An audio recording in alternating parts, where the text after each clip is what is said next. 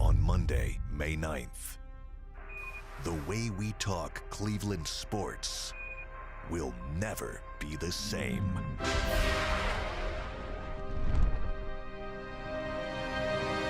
This show is so groundbreaking, we had to create this over-the-top movie trailer just to tell you about it. The biggest names in Cleveland sports. 2 hours. Unscripted. Unhinged. Booyah! With 2 men and a lot of bull. So kick up your feet, open a 6-pack, and strap in for a f***ing great time.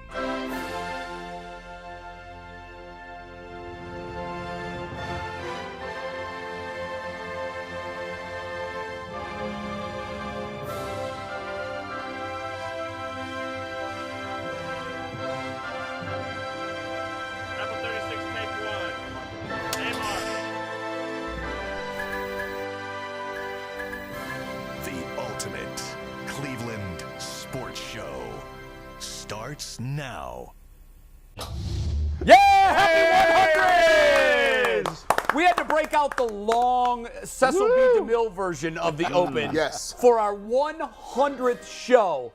I cannot believe that it's already been 100 shows. And just a quick recap to tell you where we've come so far. Yeah. Over 2.3 million views. 15,000 followers on YouTube. I think we surpassed 10,000 on Twitter. Over 10,000. Also, you shortchanged just 100,000 views on YouTube. 2.4 and close to 2.5. I thought I said 2.4. You said 2.3. I did? We close to 2.5. Okay, That's crazy. 2.4 million views. Yes. 15,000 followers. To think that 100 shows ago that there was no Ultimate Cleveland Sports Show. That's right. So congratulations to all of you guys, all of our contributors that aren't here today. You know who you are. And, of course, the guys behind the glass. Without them, we're nothing, really. They're working their ass off when we're doing other things. They really are. Yeah. All day long. Director Steve, Mikey McNuggets, Anthony, Earl, many others, too many to name. Yeah. Yak from Channel 3. Steve is our executive producer in Atlanta. It's a host of many, a cast of many. And it's been fun.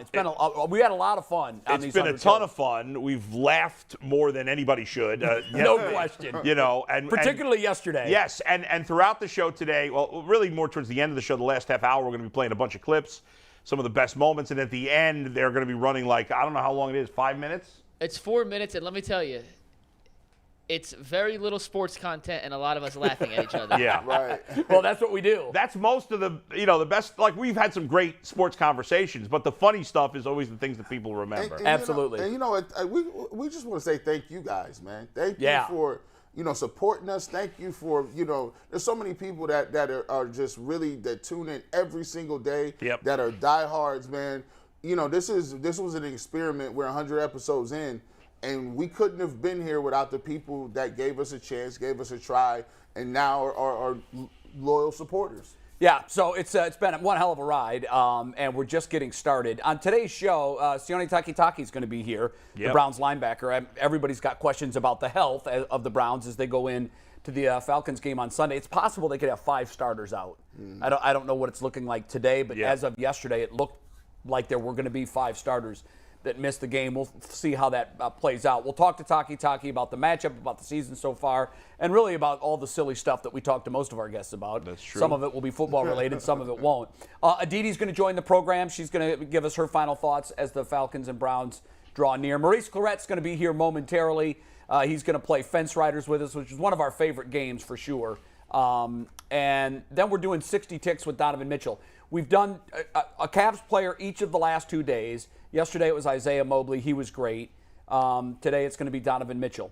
Tomorrow's Kobe Altman, too. Oh, Cole, really? You did 60 seconds with Kobe Altman? No, Brad did 3.5 minutes with Kobe Altman. Yeah. Oh, wow. Serious stuff, right? Serious stuff. All right, because I would have loved to have seen the lighter side of Kobe Altman. We will get Kobe back. Good. I confirmed that my friend does know Kobe, so we're now good. Kobe's a great guy. Yeah. We got to find out. He's done an unbelievable job with this Cavaliers team. He really has. If we get him on, we got to ask him if he knew it was me. Like I was on a plane. I don't know if I've told this on the air or off the air. I think you told it on the air. Oh, I did? But I'll remind you. I was on a small plane to New York with Kobe Altman, just coincidentally, and he was sitting like a seat or two in front of me. It was a pretty empty plane, and I just started puking in the middle of the plane. I was throwing up. It seems to be what you do. Yeah, that's I'm a big puker. Yeah. I'm actually not generally. Were you? Well, I get motion sickness on planes. I take Dramamine. Oh, you do. And usually with the Dramamine, I'm fine. But I don't remember what happened. Maybe I forgot to take it that time. Probably not. Just for whatever reason. Man. Was it a scene where everybody was looking? Was Kobe looking? I don't remember. I mean, I was throwing up, so I don't know if he was looking. But usually when people throw up on a plane, it's a scene. It was pretty noticeable, especially because the plane. There was probably only like 20 people on the plane. It was pretty empty. So, and he was sitting like just a couple of seats in front of me. Did you fill the bag? Oh yeah. That gives a whole new meaning to the term the bag. The bag. That's not the bag you want. No, that's not. Did you see the clip of the woman at the Bengals game throwing up all over the I saw that, yeah.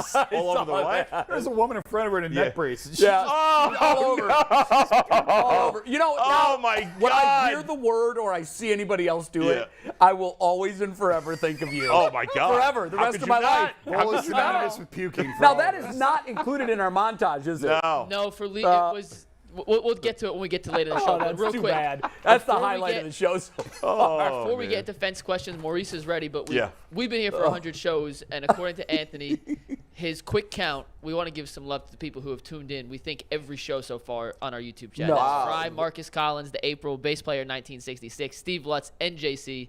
There's probably some more. There's a quick look by Anthony. How are you coming up with that? Just from people that are active in the chat? Active in the chat. Because I know a lot of people that watch this don't even look at the chat. Did you mention Eddie, or did I miss you? Did I miss it? Eddie. What about Eddie? Eddie's not in the YouTube chat, but Eddie does watch every day. There are other guys. It's just from the YouTube chat. There are. I got to tell you, the one thing that has surprised me the most about this, because when you start a new show, it does take time to get traction. It really does. Most people I run into have no idea we're doing this show, which stuns me. It really does. It stuns me. I probably tell 20 people a week about the show and that we're on YouTube because they say, I watch the show. And I always say, which show? Yeah. What do you mean, which show? The show on Channel 3. And I said, I thought maybe you were talking about the sports show. What do you mean the sports show? You back in sports? Yeah. And then I have to explain the show. I know, especially older fans. Although I'm getting more and more people tell you, because at first I would say, I miss you on the radio. And people still say that to me. But I always say, are you watching the TV show? And at first there was a mix. And now almost everybody is saying, yes, I am. I'm enjoying it. Good. So they've found it. And one of the hardest things to do in any format is to gain traction at the beginning. Mm-hmm. Yes. Particularly when you're on a platform that isn't widely used by everybody. Right. And we've done that. I mean, the fact that we have 15,000 followers, and every day, our baseline number is we have 3,000 folks watching us every day. That's and right. On Monday of this week, it was close to 10,000. We've done shows that have been 15,000. Yeah. And so the longer we go, the more traction we get, the bigger that audience gets. McNuggets, you wanted to throw something in? Or we just got to get defense questions. We gotta start. Maurice on? Here we go. Maurice Clarett, happy 100, man. 100th show for the Ultimate Cleveland Sports Show. He's going Flyers today. I always see him sitting perched in that stoop. That's his spot. That's his joint. The light. He's like, my lighting is good behind me right here. Are you a Flyers fan, or was that a gift? No, if you ever see me in anybody else's apparel, it means they paid me to come and speak to their team. So I'm proudly wearing their logo. Hey, that's fire. So wait, so did you go to the Flyers, and if so, what did you tell them? How did that go? Yeah, I went to the Flyers probably 2018 or 2019, and it happened because there was a gentleman. He was from Indianapolis. He was an attorney, and he wanted me to come to hang out. He's a football fan. The irony of this is he's a Michigan football fan who likes me, right? Wow. And he used to be his son used to play hockey for the junior leagues. The same people who own the Pacers own a junior hockey team. So I went over and was talking to the hockey kids and just learning all about hockey. And we kind of went to Chicago with them and went to the Cubs game and to those little seats across from the stadium. But make a long story short, he knew somebody for the Flyers. And then I went to talk to the Flyers a few years back. And every time they come and play the Blue Jackets, I just know some of the same staff members, so I'll go down to the Blue Jackets game and watch the Flyers. I go to Blue Jackets, but I cheer for the Flyers. You know what I'm saying? Very nice, very nice. All right, McNuggets, are we ready for No Fence Riders? Let's rock. We got it. Quick explanation of the game. It's pretty self-explanatory. McNuggets has 4, 5, 6 topics. 6 questions. 6 questions, and there has to be a definitive answer. There's no waffling. There's no maybe. It's either a yes or a no, an over, an under, whatever the case may be. So McNuggets, take it away. What's number one? Here's number one, and as always, we'll let Maurice answer first, and we'll see how you guys did. Let's take it. Question number one, will Jacoby Brissett post a triple-digit QB rating on Sunday? And for the record, his QB rating against the Steelers last Thursday, 109.6. Maurice, yes or no? I'm going to say yes. I'm with G. Bush. He's gradually gotten better. As he did a little bit better last week, I was listening to G. Bush in the back of my head. So I will say yes. Hopefully G. Bush said yes too. So I look. No, I done forgot. You know, I'm taking all my neck medication. I don't even know. Let's see how you answered. And Maurice and G. Bush are on the same team. Will anyone join them on this side of the fence? The question is. I'm not there. Let me the see. answer is.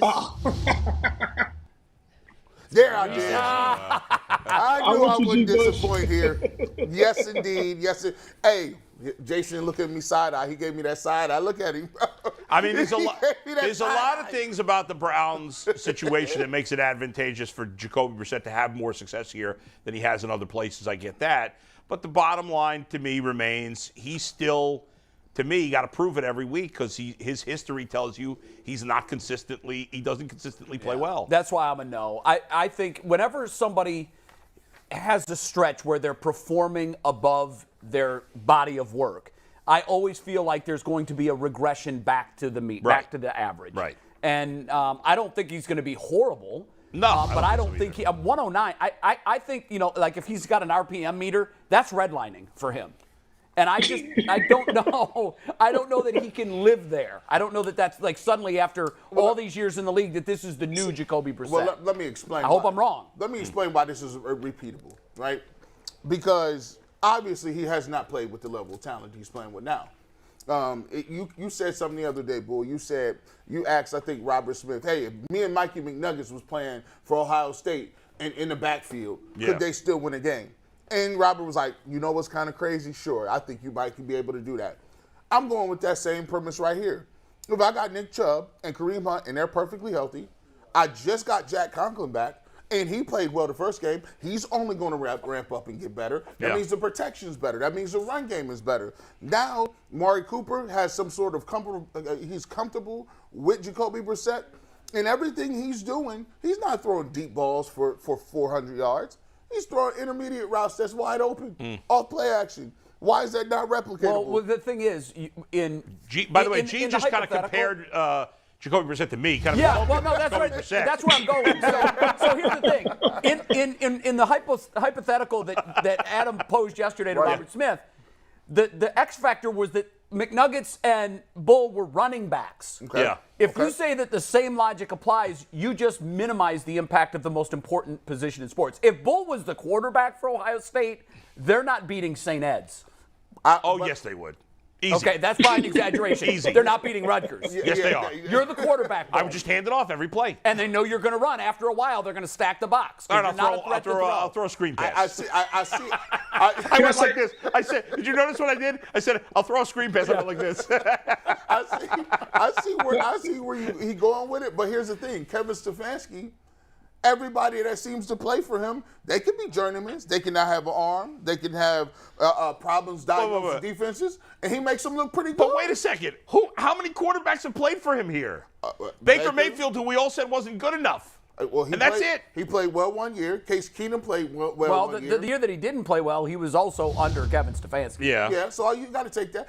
This is replicatable. I'm not going to say he had 109. I mean, they are playing the Falcons. Let Maurice get in. Maurice, go ahead. No, So on a serious note, I do tend to lean to G. Bush for that reason, and I don't think they're asking him to do a lot. And when I saw Nick Chubb getting the role last week, and I just seen that they weren't asking him to throw 30, 40-yard balls down the field. I just think that he can manage the game. Like, he's not about to go out there and win it, which I wish he would do. But if you can throw those other guys rolling, and you can just get him to throw between that 15 and 20-yard range and just your dink and dunks. And G. Bush, I tweeted you last week. You ignored me.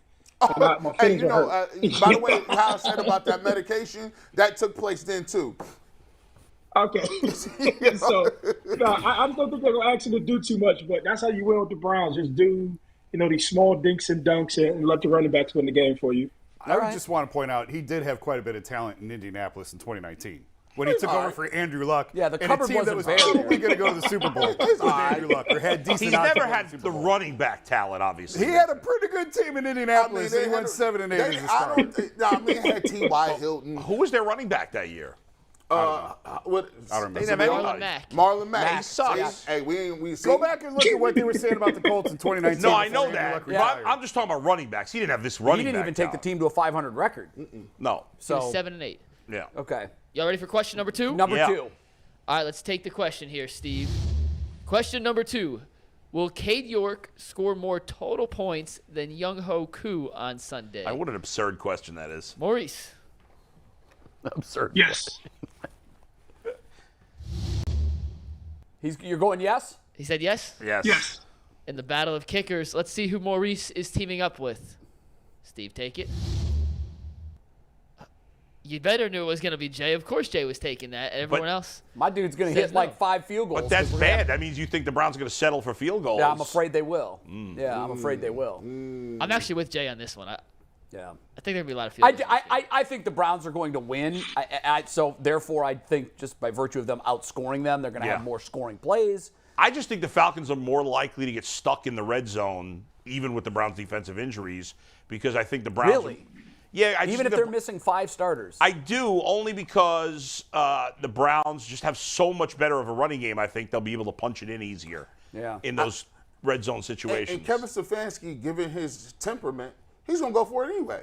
If he close and it's 4th and 1, he's going for it. That's Anywhere true. on the goal line. Right, that's true. By the way, we were talking about we've been talking a lot about kickers on this show. Yeah. And you said kickers have to make their kicks. We saw McPherson last week miss either an extra point or a chippy, and we also saw Justin Tucker miss an extra point. And I, for a second, thought my television was broken. McPherson? Yeah, he The missed one. Bengals kicker? Yeah, he missed one last week. No, he didn't. Look it up. I think he did. I'm on it. Give me one I thought he second. did. He missed the I first know. go. I know In Justin. the opener, he did, right? No, I Yeah, know but- he missed some big ones in the opener, but Justin Tucker missed an extra Yeah, point. I saw that. And I thought my television was broken. I mean, it happens. Yeah, but- it happens. Especially now that they move back the extra point. But Yeah. what's the point, though? I don't know. McPherson did not miss an extra point. No. No. He missed a field goal, I believe. He Didn't did miss a field goal. Yeah. Yes. He yeah, did last yeah. week? Yeah, he was 2 for 3. And it was How a did I- gimme field goal. It was one that he should have made, I thought. I don't even remember that.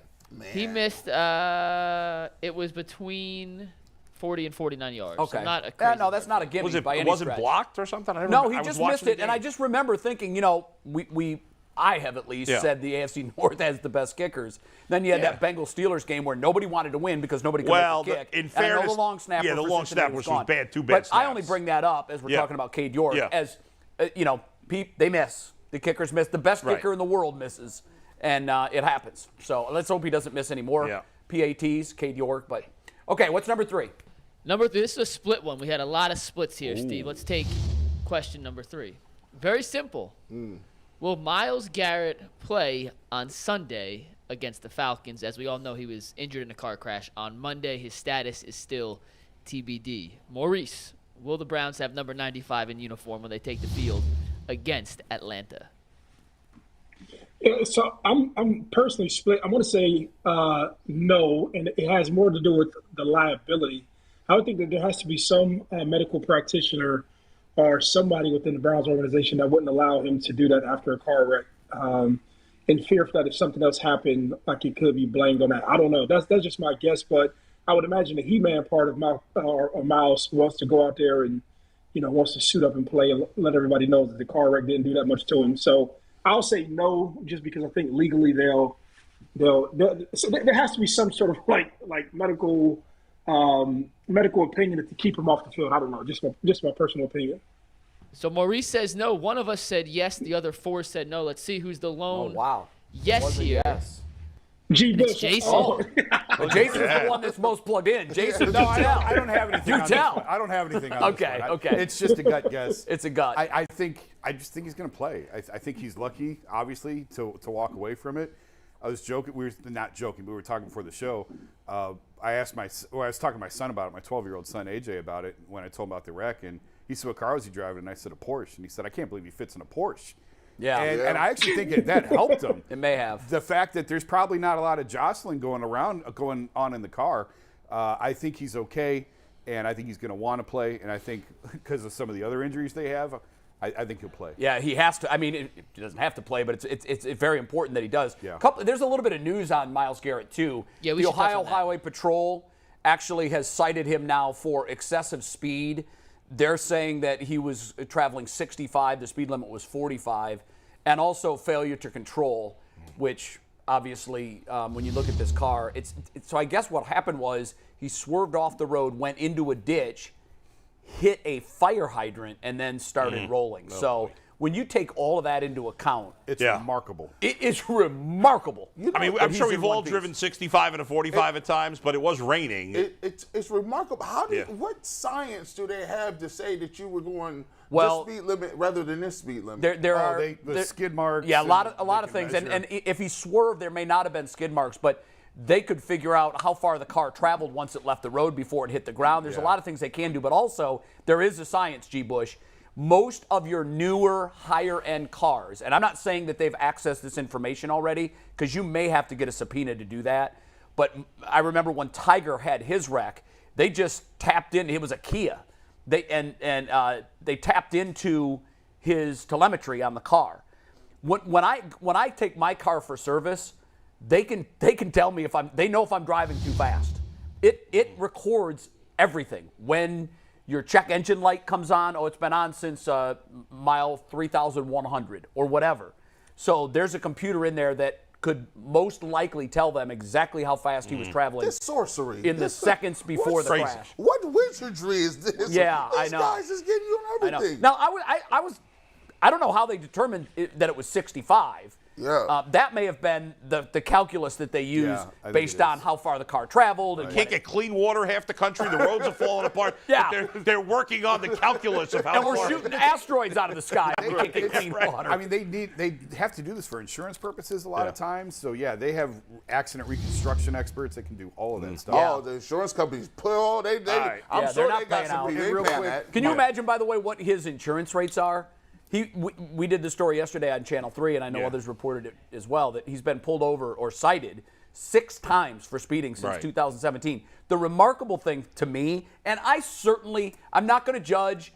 I, too, have had 2 tickets this year. On the same video surveillance spot. You got pulled over today? No, I should have. Oh, you should have. Well, here's He was sitting right there. I don't know what he was waiting for. I don't want to sound too preachy because I like to drive fast too.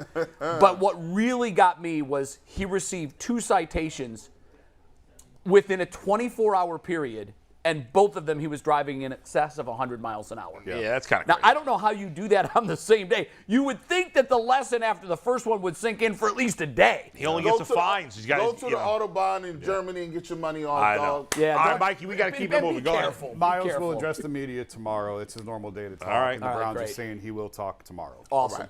McNuggets. Awesome. Number 4. Will David Njoku have more receiving yards than Kyle Pitts? Maurice. Okay. Hey, I'm going to say yes. I know I think G. Bush was bad on him last week. I don't know. I remember, but I'm going to say yes. I like what I seen last week. Yeah. This was a 2-2 split on our panel. Maurice this was tough. is the deciding factor. Let's see who Maurice is siding with and who will be right. There we go. It was close. This was so close. For Yeah, I me. went back and forth on this one too. I did too. Because they have not. The Falcons have not got Kyle Pitts the ball. No. At all. For the first 2 years he's been there. Well, he hasn't got any touchdowns. Yeah, but they haven't thrown. I mean, he's their best player. They should give him the ball just more. hasn't. They have not force-fed it to him. Right, but David Njoku's never consistently he's never had good back-to-back games. No, he is not. Yeah, so I mean, it's a new quarterback. I get it, but Go ahead, Maurice. No, Yeah, Maurice. but you have to take into account if you have Kareem Hunt, Nick Chubb, and they have success, right? You have to ask yourself, what would that dictate from next week's defense? Amari Cooper is going to occupy and be on a defense's radar to put their strength towards him. So just in the progression, he's going to get more targets. That's my thing. And then I think like with players early on in the season, you get some confidence, you get some catches. Like things start to feel better. I even think that's what Jacoby Brissett is going to build on. Like, hey, I don't have to go out here and be a superstar and we can win. I have a great kicker that if I can just get us in field goal range. And I don't know.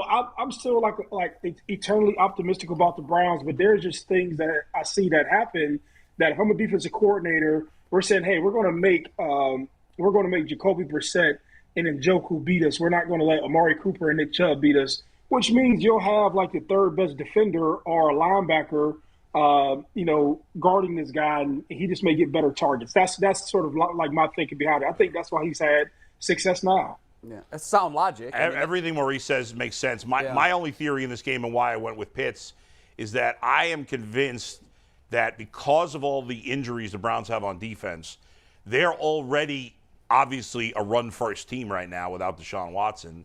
But I think it's going to be extreme this week. I think they're going to I think they want to run clock. I think they want this game to move fast to keep their defense off the field. And so because they're going to run a ton, I think Njoku will be blocking a lot in this game, which we've seen other times, including the Carolina game. We saw that. Week one. We saw Njoku in blocking a lot. But I don't know.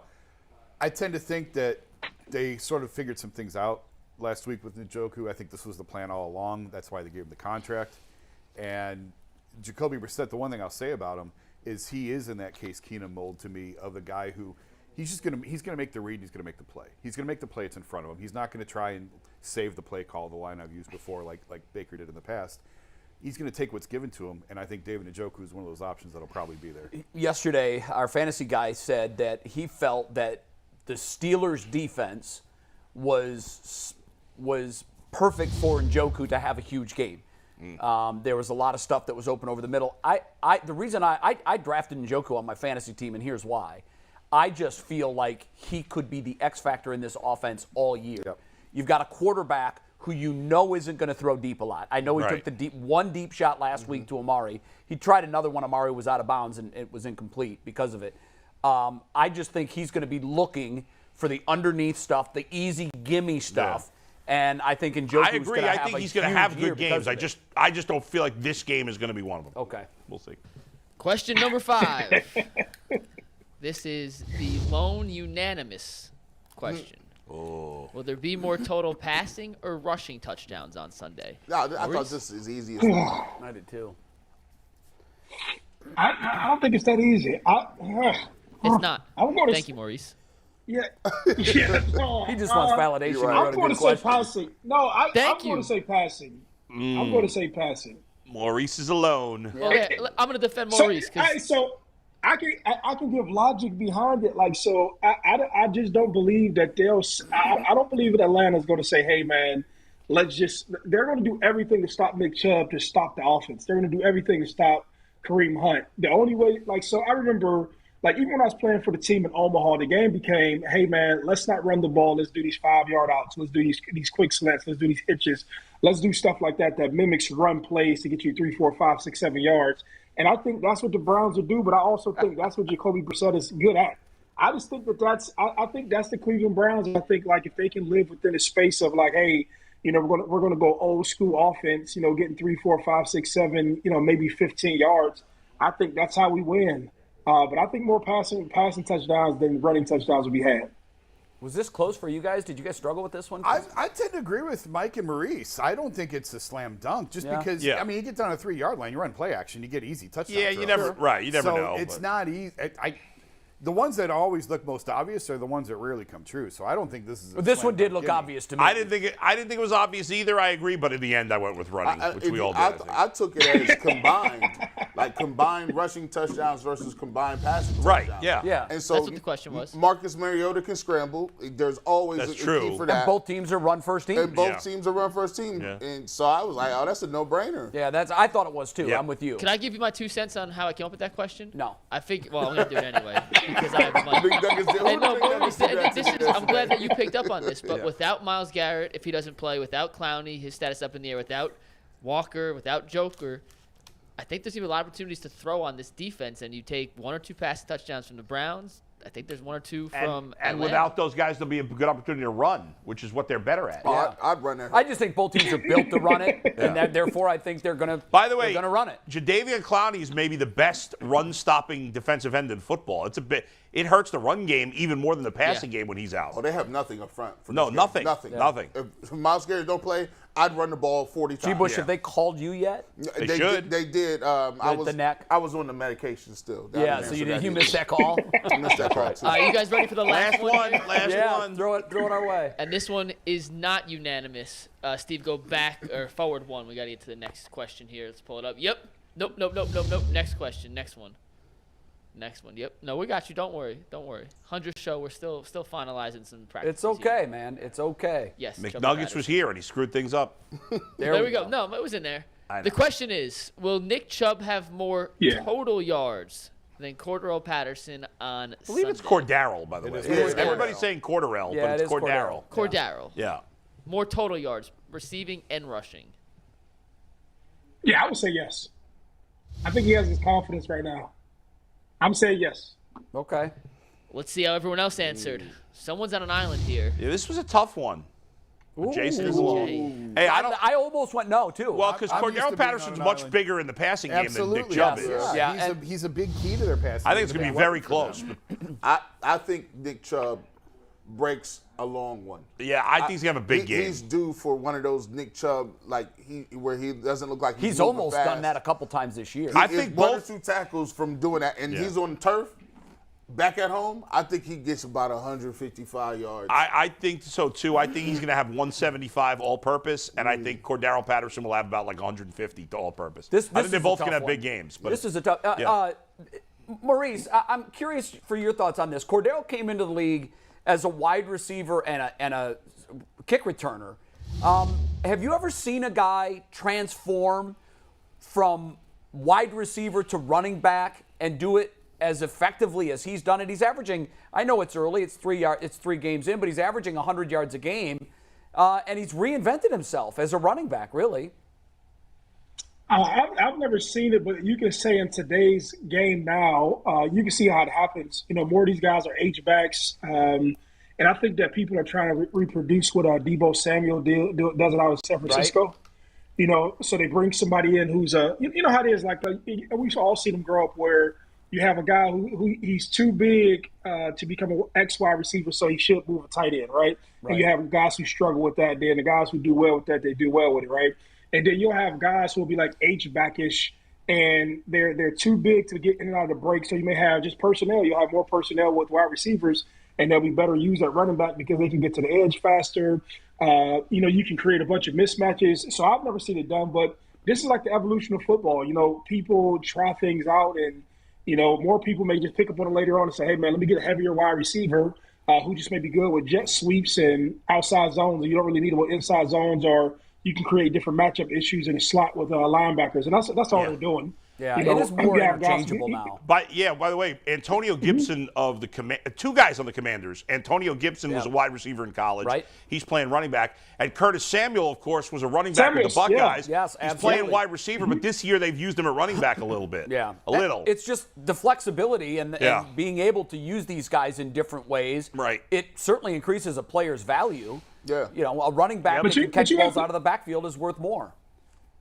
No, but you have to have an offensive coordinator who knows how to use this guy, right? That's right. To just say you throw a guy in and say, hey, I have a package, but I'll tell you like this. You have a lot of people who coach in the NFL or at collegiate levels. They're just not they're not the most smart guys. They just have an opportunity, right? But learning how to use personnel is everything. And learning, getting these guys reps to be comfortable doing that. Most wide receivers aren't used to contact across the middle, or defensive ends becoming unblocked, and these guys get knocked. You can get knocked pretty hard. You can get jarred around, or picking up a pass block. But understanding personnel and understanding what you're trying to accomplish is huge. But for those who figure it out, you create different matchup problems, and then a kid gets confidence, and he goes out there and becomes successful. Absolutely. Before we let you go, final score and who wins? Cleveland, and I'm with. I don't know who said he's going home, but I was almost right there at the time, so I'm going Browns 35, and we're going to go 14 to the Falcons. Wow, a blowout win. No, the Browns have been – I'm telling you, the Browns are better than – the Browns have things to work on, but I'm telling you, if you can just keep – and I know we have defensive issues this week with injuries or possible injuries of people being out, but if you can just keep Jacoby just – if you can make him do what Craig Krenzel did for us back in 2002 – and that's just manage a game and let the running back open up stuff for you. you can have a great team, but defense you can't. When you have a bunch of defenders out, that's kind of tough. But I still believe that the Browns have been building on a lot, and I think it's psychologically to beat the Steelers. I think that's something for the Cleveland Browns themselves to say, hey, we beat these guys. No matter if they didn't have Ben Roethlisberger or not, we still beat them, and that helps to build something, I think, internally. Yep, absolutely. All right, thanks. 35-14. I think that would surprise me for sure, but I hope you're right. Okay. Thanks, Maurice. Maurice, have a great weekend. Right. We'll see you next week. 35-14. I mean, I don't know how to watch a Browns game if it's a 3-score game in the fourth quarter. I know how you watch a 3-score. Well, not in the fourth quarter, but for the first half. What's that? You come hang out with us on our Let's Hang opportunity. You can find the tickets on letshang.com. We've also tweeted out a link. We've put it on our Instagram.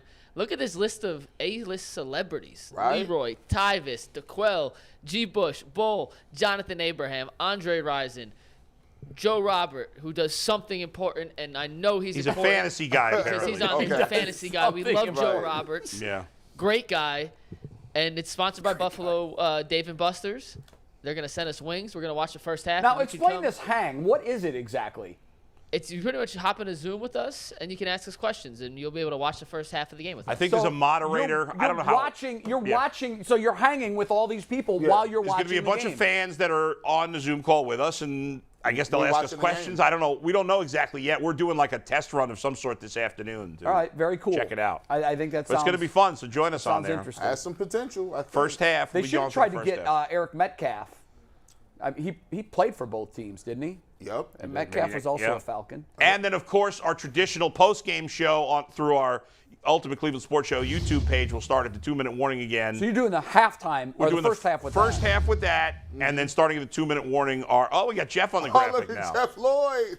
Is Jeff liquored up in that graphic? I'm surprised they didn't put a beer can in his hand. Hey, make sure you subscribe to the Locked On Browns podcast. You never know how many beers Jeff's going to have. He's having beers early. We had DeQuell on. He was doing his thing. So Jeff's like in the background, like, I got to work with these guys? Oh, what's going on? All right, so far, the post-game show, 3 for 3 with high drama. Oh, yeah. I mean, I think it's going to be 17 for 17 with this team. Yes. It's going to be decided in the last minute of every single game. It's been a lot of fun. So if you haven't caught the 2-minute warning yet, just set an alarm on your phone right now for 4 o'clock on Sunday to remind you to hop into the Ultimate Cleveland Sports Show. And this is another reason that you have to subscribe to the YouTube page. If you're watching right now, just hit the subscribe button and also hit the notification tabs. That's important because not only you'll always be notified before the UCSS hits the air, but when there's breaking news and we're going to go on a Wednesday at 10 o'clock. All right, what the hell's so funny? What's so funny? This is how incredibly insane I am. Put that picture back up. I know your wheels were turning. So here's what I was thinking, and this is an insult to me. So I'm thinking here, I'm looking at our expressions. I'm looking like I'm about to literally eat Mikey McNuggets. Jeff Lloyd is horrified, and G. Bush is clueless to the whole thing. It's a smile. And McNuggets still looks like he's in junior high. Again. I mean, my mind is insane. There's crazy things going on in my head. But you know what we love about you? You share them. I share them all. We all think those things, and we're like, yeah, it's probably best I don't say it. My lucky blue shirt. The blue shirt will come back in later. Oh, my God. McNuggets, I have a Built Bar hold here. on. When do we do that? I'm working with Mick Burnett on getting Takitaki on. You got to do your thing. That's pressing. That's pressing. We'll get to that. Let's get him on. We'll stall in the meantime. I guess I told McNuggets yesterday that I was going to try one of these live on the air. Oh, yeah. I haven't tried one. And I love anything that gives you a little midday boost before a workout or something. This is the Built Bar. This is coconut, I think. Yeah, the coconut bar. All right. I'm not a coconut fan. I don't like coconut. I love coconut. Look at you. I love it. I can't believe you guys don't like coconut. No. I My dog eats it every day. Pina colada? You haven't said anything. You're about looking at me bar. like it's a chick drink. No. Hey, when he gonna give you? That's true. I do like a pina colada every once in a blue moon. I'll go to Amish country, coconut cream pie from Amish country. Oh, There's my gosh. Nothing better. Do you have a place that you go to for your pies? No, I mean just what is it, Mrs. Yoder's kitchen or whatever. I know the one you're talking about. Yeah. Oh, they're so good. My wife and I go Now, there. You can get anything there. Oh yeah. You could say scoop up a pile of floor dust and put it in a pie, and it would be delicious. See, America J is good, man. He really ain't gave you no commentary on that bar yet. It's delicious. He ain't said nothing about it yet. So here's the thing. McNuggets he plugs these all the time. The Built Bar, the Built Bar, the Built Bar. I keep saying, when do we get one? So he brought one in. I said, I'm going to try it live on the air. We've got a question It's asking, chewy. is it better than celery and peanut butter? I eat celery and peanut butter every day, for those of you that don't know. Yeah. It is. There's more flavor to it. Yeah. Yeah. It's chewy. I like how chewy it is. Yeah. It's good. Lasts a long time. Now, how many calories are in this thing? I'd guess about 150. But actually, it doesn't even say, which is odd, because usually Yeah, for very these, strange. oh, here it is. Yeah, it is. Okay. 130. Oh, the 130 is not bad. Yeah, and It's it's a got a good lot of deal. protein too. I think it's 25 grams of protein. 25? I think. I can't read it. By the way, I don't eat any desserts with fruit in them. What? Apple pie. No. Shut up. Nope. Banana cream pie. No. Nothing. I eat no pie. Okay. Okay. Okay. Okay. Built bar. Is Sione ready yet? 'Cause I don't really this know. guy walks. I don't know where we're supposed to go from here. He just walked tiptoes. Oh, my God. At least he's still in the chair. No pie. Never? Even in college? Maybe in high school. Maybe once. Oh, my God. I'm done. I need a standing 8 count. I'm going to do my bull impersonation. I need a break. What is that? My wife just filed for divorce. Come home. Well, no wonder. Let's drill down on the fruit thing. Yeah. Do you eat any fruit? Yeah, I love fruit. Well, why is it But I that don't like you won't fruit eat fruit in a pie?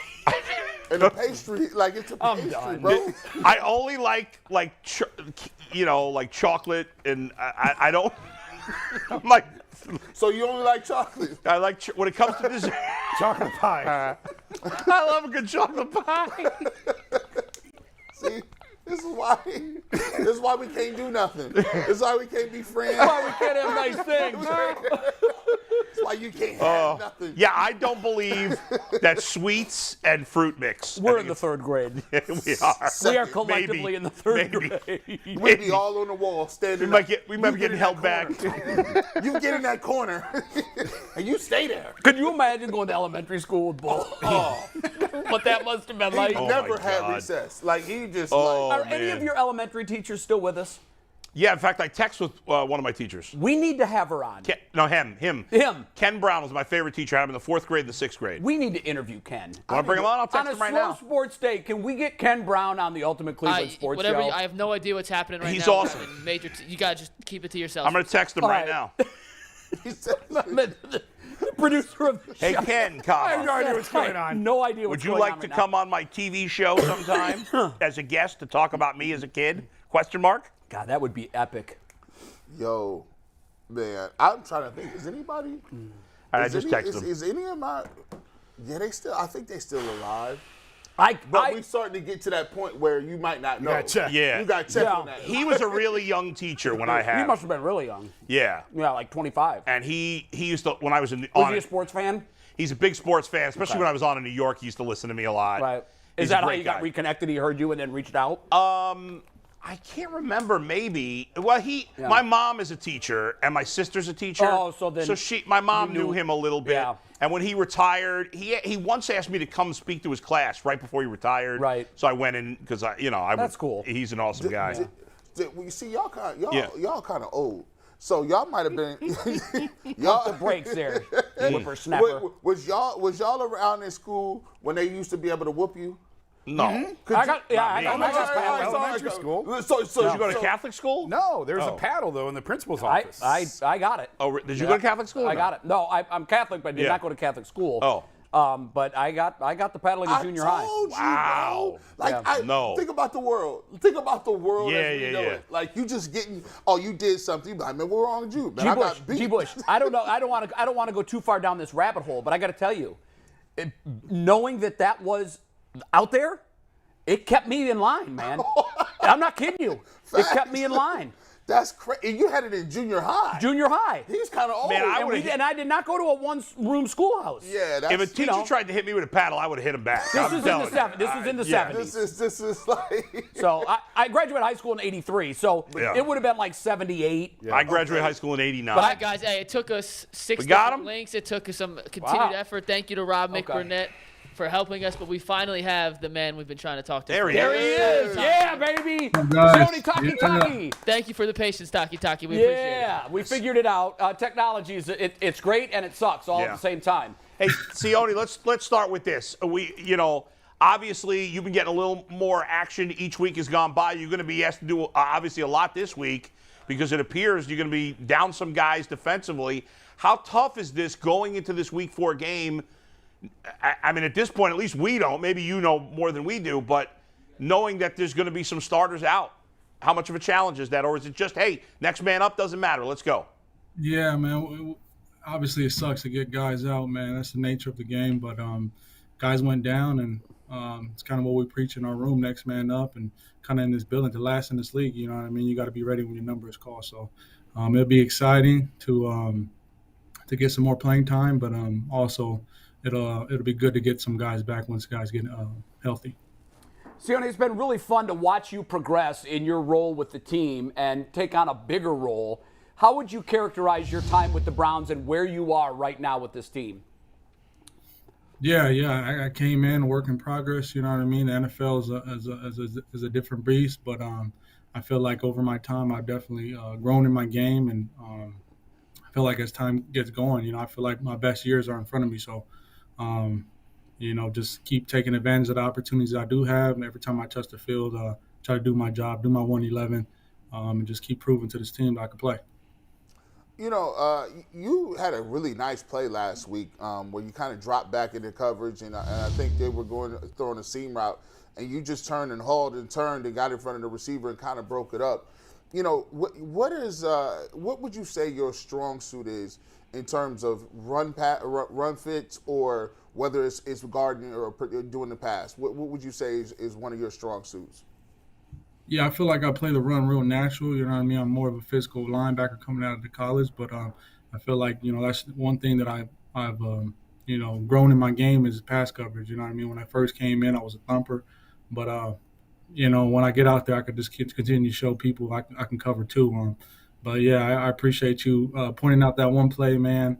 I was just doing my job, nothing real, special, just dropping in my hook. Knew that there was a special coming from the other side of the field, and just kind of attacked. I had John Johnson behind me who kind of played it too, so we were able to knock it out, and that was a crucial play in the game. Well, Sione, G played D-line at Ohio University, so he appreciates a good big man chasing down I'm rooting for you, shoot, especially when you're a D lineman and they let you drop in the coverage, you'd be like, oh my gosh, I'm trying to get a pick. Yeah, I'm all for you, bro.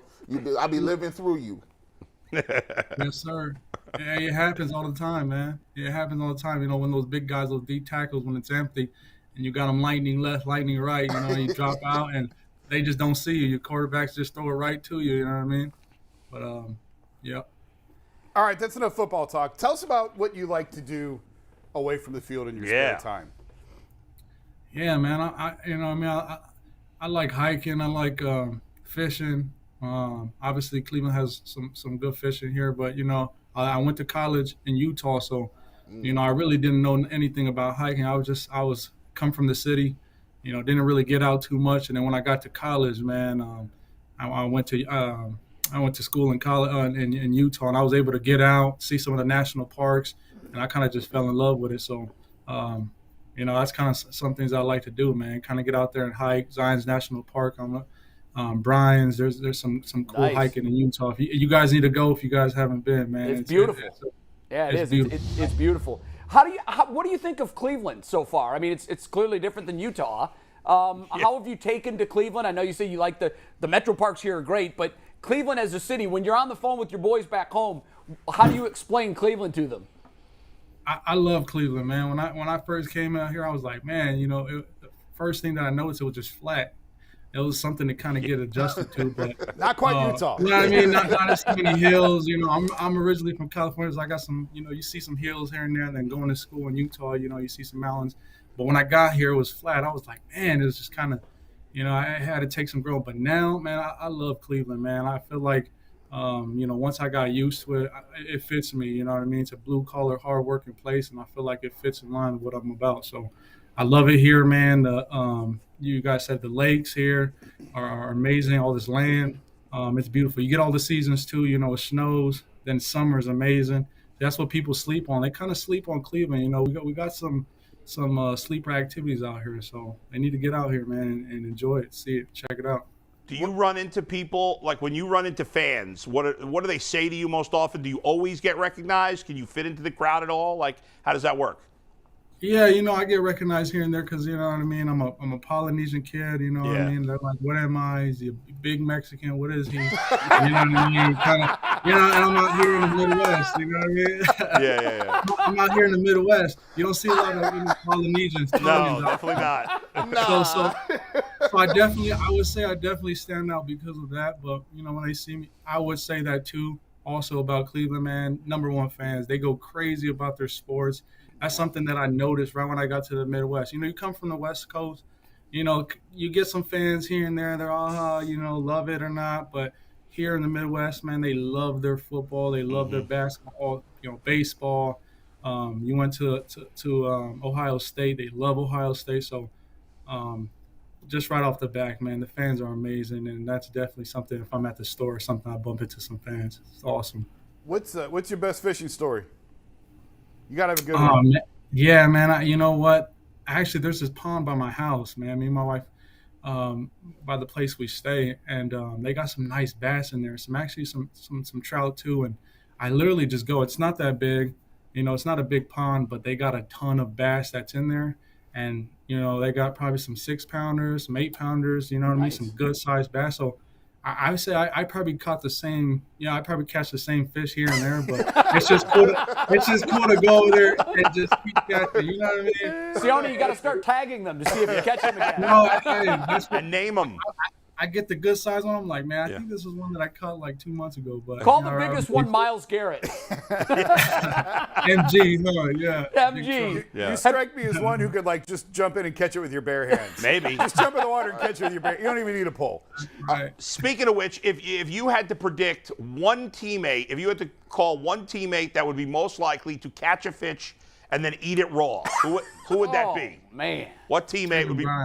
Taven Bryan. Taven Bryan. Okay. He's a lunatic. That's what you're telling us. He's a lunatic. You know what I mean? He's from Wyoming. He fishes a ton. We talk about it all the time. So that's easy right there. All right, that was. Have you been on Lake Erie yet? Have you done any perch or walleye fishing? No. I've been right there off the dock, but you know, I really haven't gotten out. There's a lot of people that tell me, you know, I need to go out, but that's you know, like I said, man, Cleveland has a lot of fun stuff to do. So that's just one that's just on the list. That's just waiting. Absolutely. Let me ask you this. I want to ask your essentials. If you had a carry-on bag, right, and all you had is this carry-on bag, and you got stranded somewhere, what is your 10 essentials that you have to have in your bag? Am I getting stranded on like an island by myself, or am I? No, you got some. It's like a vacation resort. You didn't get stranded. They just got, you know. But you can't buy anything. But you can't buy nothing. So you got to have 10 essentials. Yeah. What would you bring? I'll bring probably an extra pair of clothes. All right. You can pack some food. Yeah, you get some food. What would it be? I'll pack some food. Probably some chips, a couple sandwiches. PB&J, keep it nice and simple. I like those. Nice. Uncrustables are crazy. Uncrustables go crazy. Strawberry flavor for me. Oh, nice. And what about a video game machine? Are you a gamer or no? I'm not really a big gamer. I would play with my buddies just to keep up with them a little bit. Madden. You know what? If I was stranded and I was on vacation, I'd probably bring my system. You know what I mean, to play here and there. But nice. Not number one on the list. Yeah, I feel like you don't really need too much if you're on vacation. You know what I mean? I'd probably bring my wallet for sure. You know what I mean? Because you're out. What you can have music from one artist. Who is it? one artist. Yeah. I'm Polynesian, so J Boog, you know what I mean? Okay. J-Boog, I have you know, Polynesian friends. That's a lot. Very good. Reggae, you know, because you're on vacation, probably by the beach. I'm curious. You mentioned, of course, that you're from California originally. In California, there's like a great Mexican. You mentioned people think you might be Mexican. I know you're not, but in California, there's like a great Mexican restaurant like every 3 stores. It's a lot harder to find good Mexican food in Cleveland. Have you found a good Mexican spot here? I didn't even know he likes Mexican food. He's from California. Everybody in California likes Mexican food. No, you're right. You know, the Mexican food in California is amazing. Obviously, Mexico's right there, but I really haven't found one that's out here yet. But you know, if you guys got one in mind, I definitely love to check it out. I love Mexican food. So, See, I told you. Our producer Mikey McNuggets has a question for you. Go ahead, Mike. I know in the locker room, you guys get to see sides of players that we don't see. What's Nick Chubb like when he's not saying nothing to us? Great question. Good one. Nick Chubb is a fun guy in the locker room. You know, we got like a 2-square game that we play in the locker room. You know, just kind of like a little dodgeball. Yeah. And actually, Nick Chubb is probably one of the best players, you know, right now in the locker room. He has a good record, and he's probably one of the guys that's consistently on the little court in the locker room playing against dudes. So he's a fun dude, man. He could definitely get quiet, obviously, but Nick Chubb is a good leader, leads by example, and a fun dude in the locker. Who's your funniest teammate? Oh man, there's a lot of them. I would say Richard LeCount. He always keeps us all laughing in the locker room. Definitely, you know. He just keeps us laughing, man. You need that guy. That's very important on a team, to have somebody that can keep it light and funny all the time. I'm trying to get people to get on the bandwagon. I like what they've done so far. You guys banging and smashing the guitars is sweet. I like the logo in the middle of the field, but I'm trying to get this petition together for an alternate helmet. Now, if the Browns had an alternate helmet, which color would you pick? And you know what? I probably pick a black helmet. You know, we have some all black uniforms, with some orange and white trim. You know what I mean? I think we pull it out probably once or twice every year. I'll be a fan of that, or white. Ohio State rocked the all black on Saturday, and I thought it was one of their freshest looks I've ever seen. Clean. It was great. You know what I mean? Have an all blackout uniform, man. There you go. Hey, put that word in. Please do that for us. Put that word in. Hey, you know a couple people. How sweet was it beating the Steelers last week? It was a good feeling. You know, obviously that's a conference game, so all conference game, every game matters. But definitely when you get to beat up on a conference rival, it's always good to get the W. And I feel like as a team we went out there, played together, and got the W. So it felt good. One quick one before we let you go, because I know you got work to do. What's the mindset going in to Atlanta? This is a team that loves to run the ball. When you look at what they've done offensively, they've averaged 27 points a game for the 3 games. What's the approach against this Falcons offense? Going in, I would say probably one of the keys is just don't beat ourselves. I froze up. He was in the process of saying, "Don't beat ourselves," and I think his signal froze. So I think we lost him. He's supposed. I know we had to let him go in a second anyway. Yeah, we were at the end of the window. He had to put more quarters in the meter. Well, we didn't get a chance to say goodbye, but we appreciate him coming on. Sione, if you can still hear us, thanks so much for joining us. Great to spend time with them. Down to earth dude. Good guy. Seems to really love Cleveland. Yeah, and absolutely. From what we could gather from his answer there, keep it simple. Don't beat ourselves. I think that's a good game plan, going into any game. Have you guys, obviously, Jay and certainly Jason, you've spoken to a lot of players. I've spoken to a lot of players. Garrett, more recently, has started connecting with players. Have you guys had many players say they don't like Cleveland, off the record, like the city itself? I've only had one player tell me he didn't like it. I've had guys off the record tell me that. I've only had one. Yeah. I've had a few. Yeah. I'll be honest with you. Yeah. Yeah, most of them. And it's fine. It is. I mean, Cleveland is not for everybody. And depending on where you're coming from, I can understand why a guy from a big city in California might get here. But I come from a big city, and I like it here. To each their own, right? Yeah. But the number one complaint, if you will, that I've heard from players that have either played here or players, because I like to find out what players think of Cleveland that don't play here and when they come and visit. They always say the same thing. Man, there ain't nothing to do there. There is nothing to do in Cleveland. In downtown, it's not. Right. Yeah. Like, the one thing I hear is you guys, like, close downtown at 5 o'clock, right? I mean, it's pretty much empty. That's funny. But the comment that I've thought heard coming here, for the record. That's what I'd heard. No, I know, and that is the rub, and there's some truth to that. Sure.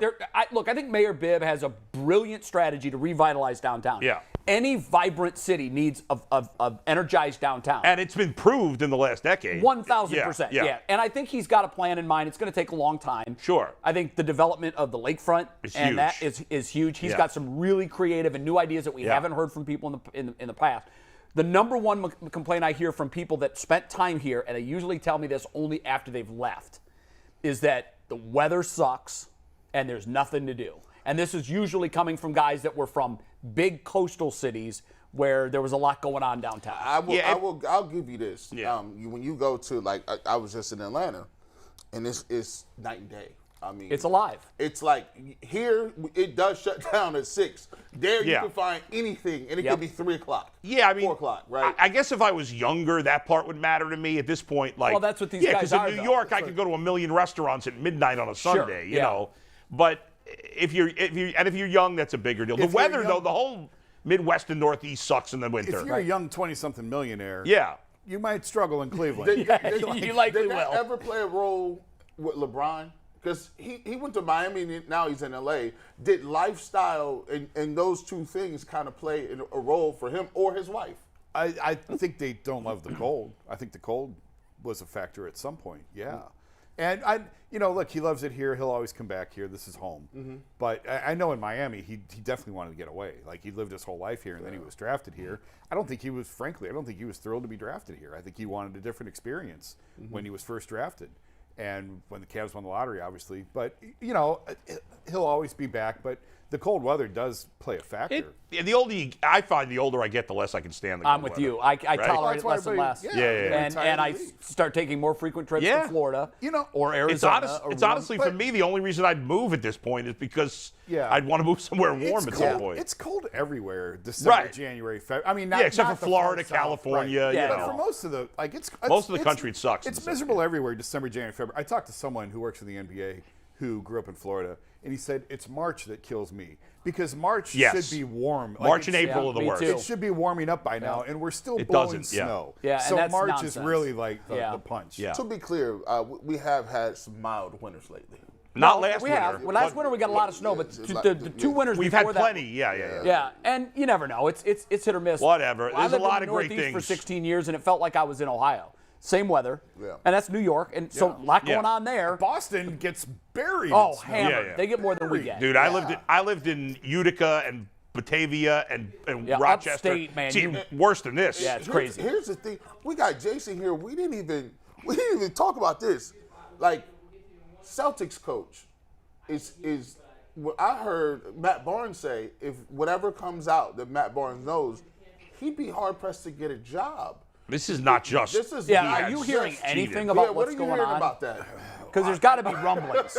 Maybe I should have asked you over there. Jason's like, now you want me to go into Rumorville? Is he ever going to coach again? I don't think he'll coach in Boston again. Woo. No, I don't. And listen, there's so much that's out there. A lot of it's unverified. I don't want to start getting into what do we know. Okay, so he had an inappropriate relationship. I was told that it was consensual, and then it sort of turned to where he was sending unwanted text messages. She didn't show up for work. They started asking what's going on, and she said I'm uncomfortable. Yeah, and so it was consensual, and then it evolved turned into sour. something else. Yeah. And that's and there's a lot more that's. There's got to be more for a player like Matt Barnes, a former player, to say, "Hey, I shouldn't have defended him." It's got to be. He's opinionated. Yeah, right. Hey, guys, we have a surprise guest. Ooh, what? It's kind of surprise. We didn't think we were going to get Andre Rison today. No, we didn't. And then Andre popped into our VMix system. What's up, Andre? Bad Moon Rising. Oh, no, don't tell me he froze right now. What's happening? There he is. What's up, fellas? Andre, How you doing, what's up, Andre? man? Man, I'm doing awesome. I hear you guys talking about that hot topic. Yeah. We're trying to get the team. Yeah. What do you know? You got something for us? Got the inside scoop on that? Hey, man. Hey, I was in the NFL, not the NBA. Good answer, Andre. First of all, before we dive into this hang thing, Browns fans obviously feel a big connection to you from your time here. Man. Fill us in on what you're doing these days, what life is like for you, and do you still pay attention to the Browns and what they're doing? Yeah, man. The Browns were my childhood favorite team. I always pay attention, even through the Odell Beckham and the Baker, drama, all that good stuff. I was actually hoping that could work out because those guys are so talented. And they also had, other great players that were around them. But, I got a chance to see Coach Belichick several weeks ago, and him and I chopped it up for a hot second. And, we reminisced about our days in Cleveland. And, it was all business decisions. It was years ago. And it's funny because now I'm married and coaching, and I have kids that go on YouTube, and they look back at the 95 debacle of the Cleveland Browns, right? The internet's forever, Andre. Yeah, no doubt. How did you land on? I know you said it was your childhood team. That was a really big deal when you came here. That was really big news. How is it that you wound up choosing Cleveland? My granddad, he made us sit down in front of that TV years ago, and watch every game that came on. It seemed like Cleveland, Pittsburgh, Cleveland, Cincinnati, Cleveland, Buffalo. And I just fell in love with Brian Sight. I fell in love with the Cardiac Boys, the Dog Pound. And you know what? I actually learned how to convert third down conversions by falling in love with Brian Brennan. Yeah, he was a great third down receiver. Yeah, most definitely. And Ozzie Newsome, Reggie Rucker. I could go down the line, man. I'm a diehard Browns fan. Yeah, those are my Browns. I'm old enough to remember all of those guys. By the way, Andre, Leroy Horde comes on with us every week, and he talks about playing with you and being a team. My question is, when you talk to Leroy in the locker room, did you ever get a word in?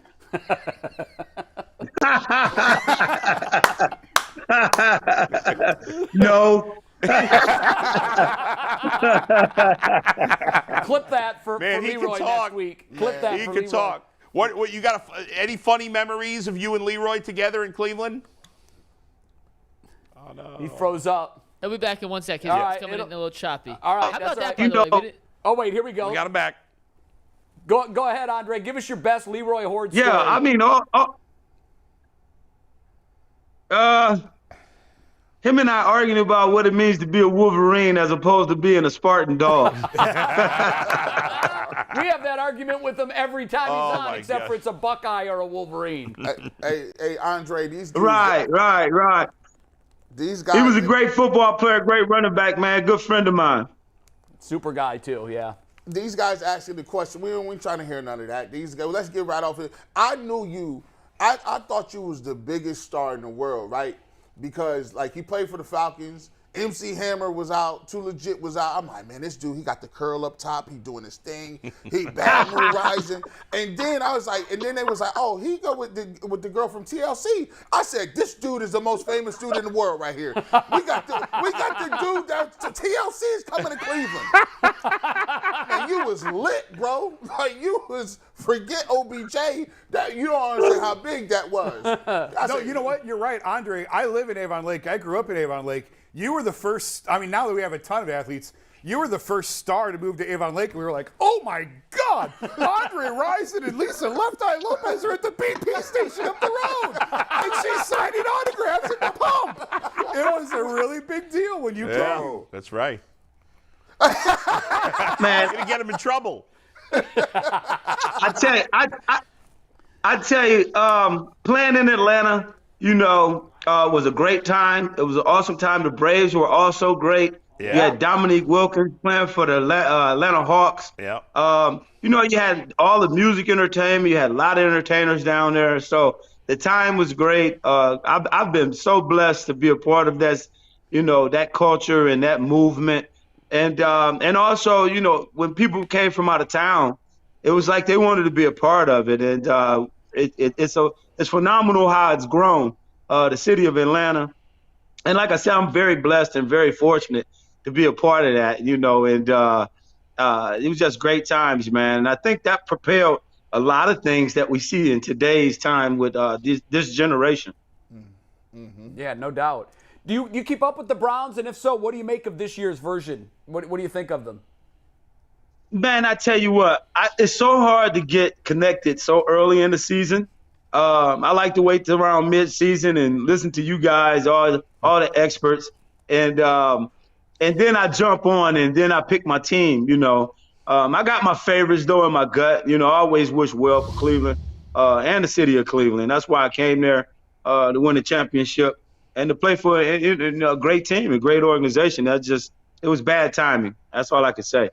Yeah. Andre, I joked with these guys when we found out you were coming on. I said, it's Andre's fault the team left because Art Modell couldn't afford the contract he gave you. He had to take out a loan from the bank, and then he had to move the team. So you're the reason that we lost the Browns. Your put thoughts. that on him? Your thoughts. Hey, Don't start that, man. No, wait. Hey. Listen, Don't put that on my CD. Don't you do it. We can Don't spin start though. that. Don't start that, man. No, Andre. Hey, don't start that, man. Hey, here's how you turn it into Hey, a last positive. time I checked, that was 1900 something. No, the way you spin it into a positive is he's the reason we got Art Modell out of town. Yeah, there you go. So it's a positive, Andre. Thank you. I never heard of that ever in the history of sports. Yeah, I really want this player. Third National Bank. You got some bread so I can pay this wide receiver? Like, that sums up the Art Modell era in the nutshell.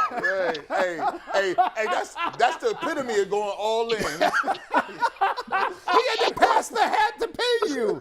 He had to pass the hat. That's his fault. He's He tripped. You had more money than he did. Man, I gotta put you guys on block, man.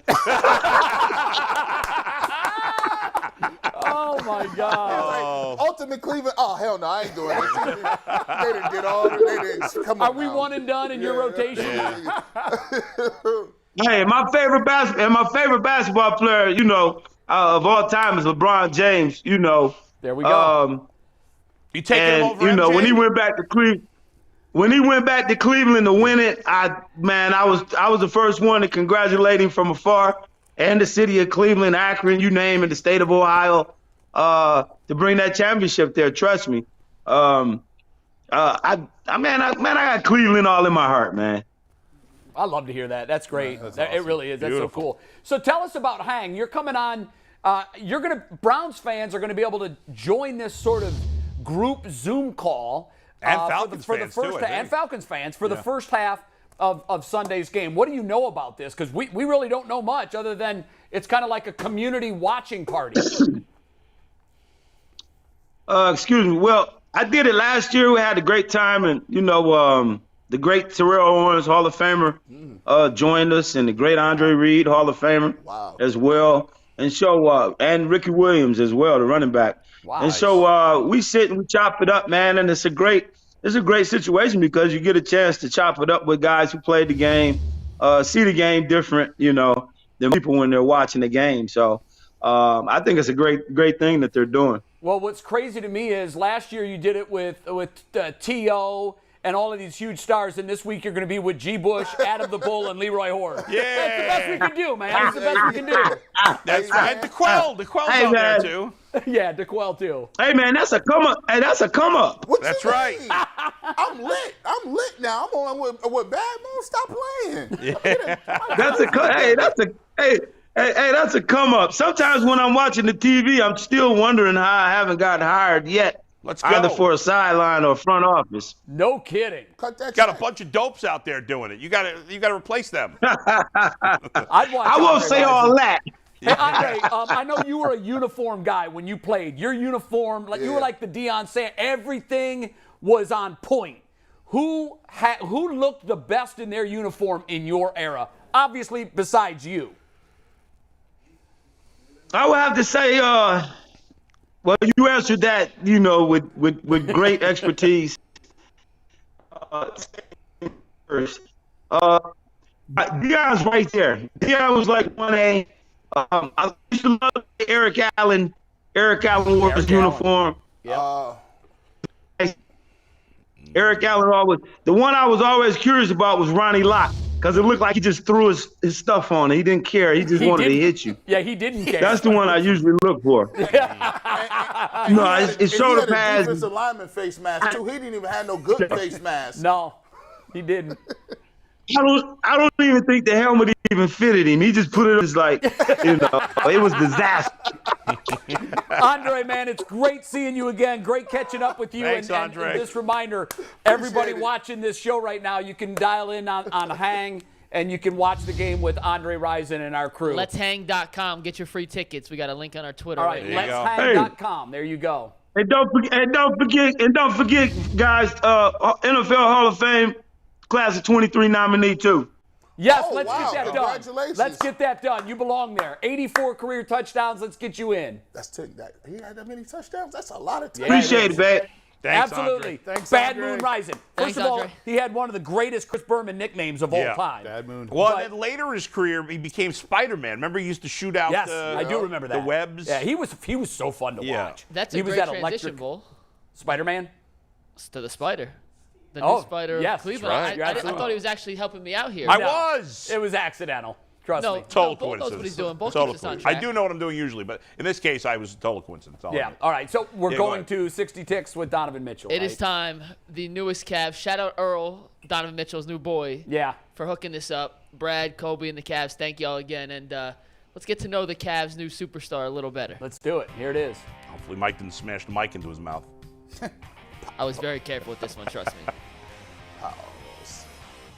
One more Cavs Media Day, 60 seconds this time with the newest Cav, Donovan Mitchell. Donovan, if someone wants to play Donovan Mitchell in a movie, what actor's playing you? Denzel. You said that was confidence, too. Favorite cheat meal? Sweet potatoes with macaroni and cheese and fried chicken. That is a sweet, yeah, that's cheap. Cheat meal for sure. Best dunk in the history of basketball?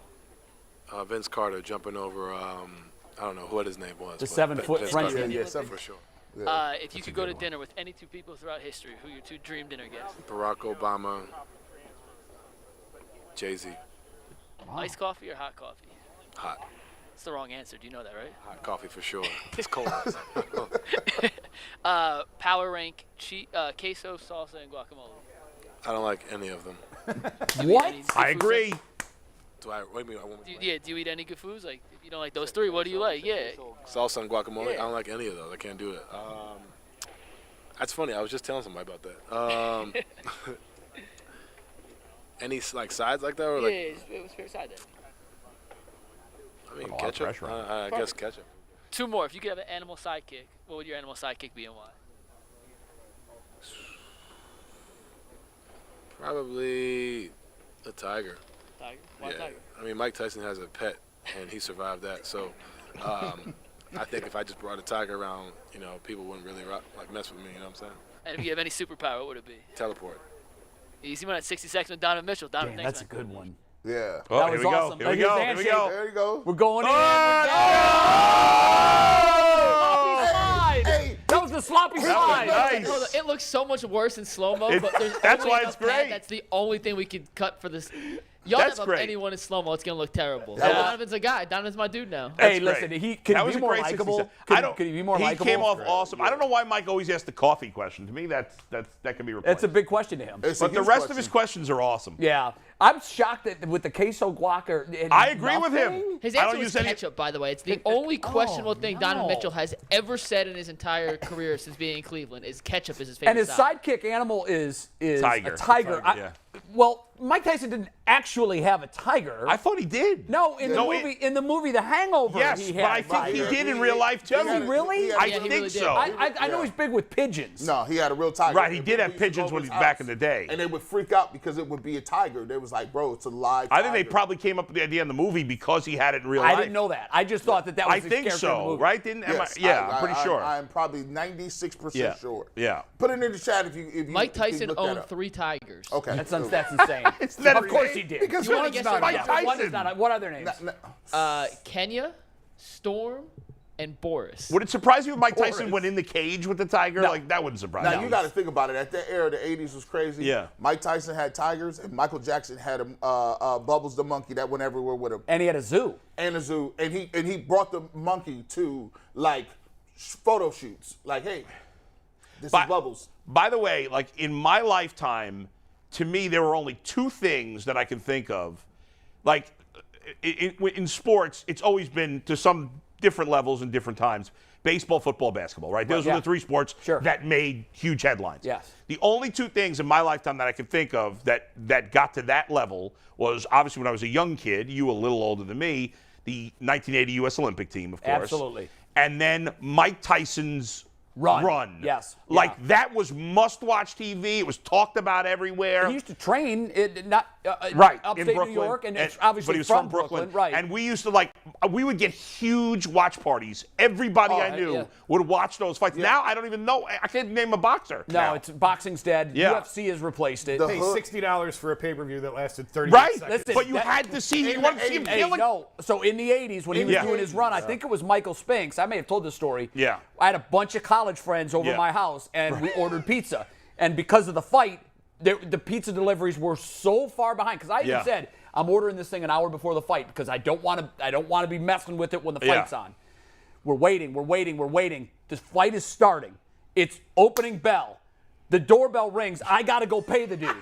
I go pay the dude. I'm paying the pizza. Now, I thought my buddies were playing a practical joke on me. Everybody simultaneously, 90 seconds into the fight, screams, "Oh, my God!" I grabbed the pizzas. I gave them way too big a tip because I didn't want to wait for change. I came running back in thinking they were screwing with me. It was over. Right. Michael Spinks was being counted out, and I'm like, and I paid for the fight. It was at my house. I paid for the fight, and I didn't see one second of it. Not 1 second. And you couldn't rewind in those days. No, they replayed the entire fight. Oh, yeah, it's true. 10 times because they had to fill 2 hours. But I was out $50, and I gave way too big of a tip to a pizza driver. Tyson was so big. People don't know. Tupac died in a Mike Tyson fight. Leaving Tyson. Oh, really? Yeah. That's how I didn't big. remember that. Like Mike Tyson was crazy. All the stars came out for the Tyson fights. Yep. If you were an A-list person, you either were at the fight or you couldn't score tickets to the fight. But getting back to Donovan Mitchell, he does seem very down-to-earth guy, and it just kind of fits with the other stars of this team. Jason, you know them much better than we do. It seems like all four of those guys are pretty down-to-earth. Is that the case? Yeah, they are. Jared Allen is just like he gets made fun of for the sweatpants and shoes that he wears. Love it. He walked out All-Star Weekend. He walked out through the corridor, like through the public.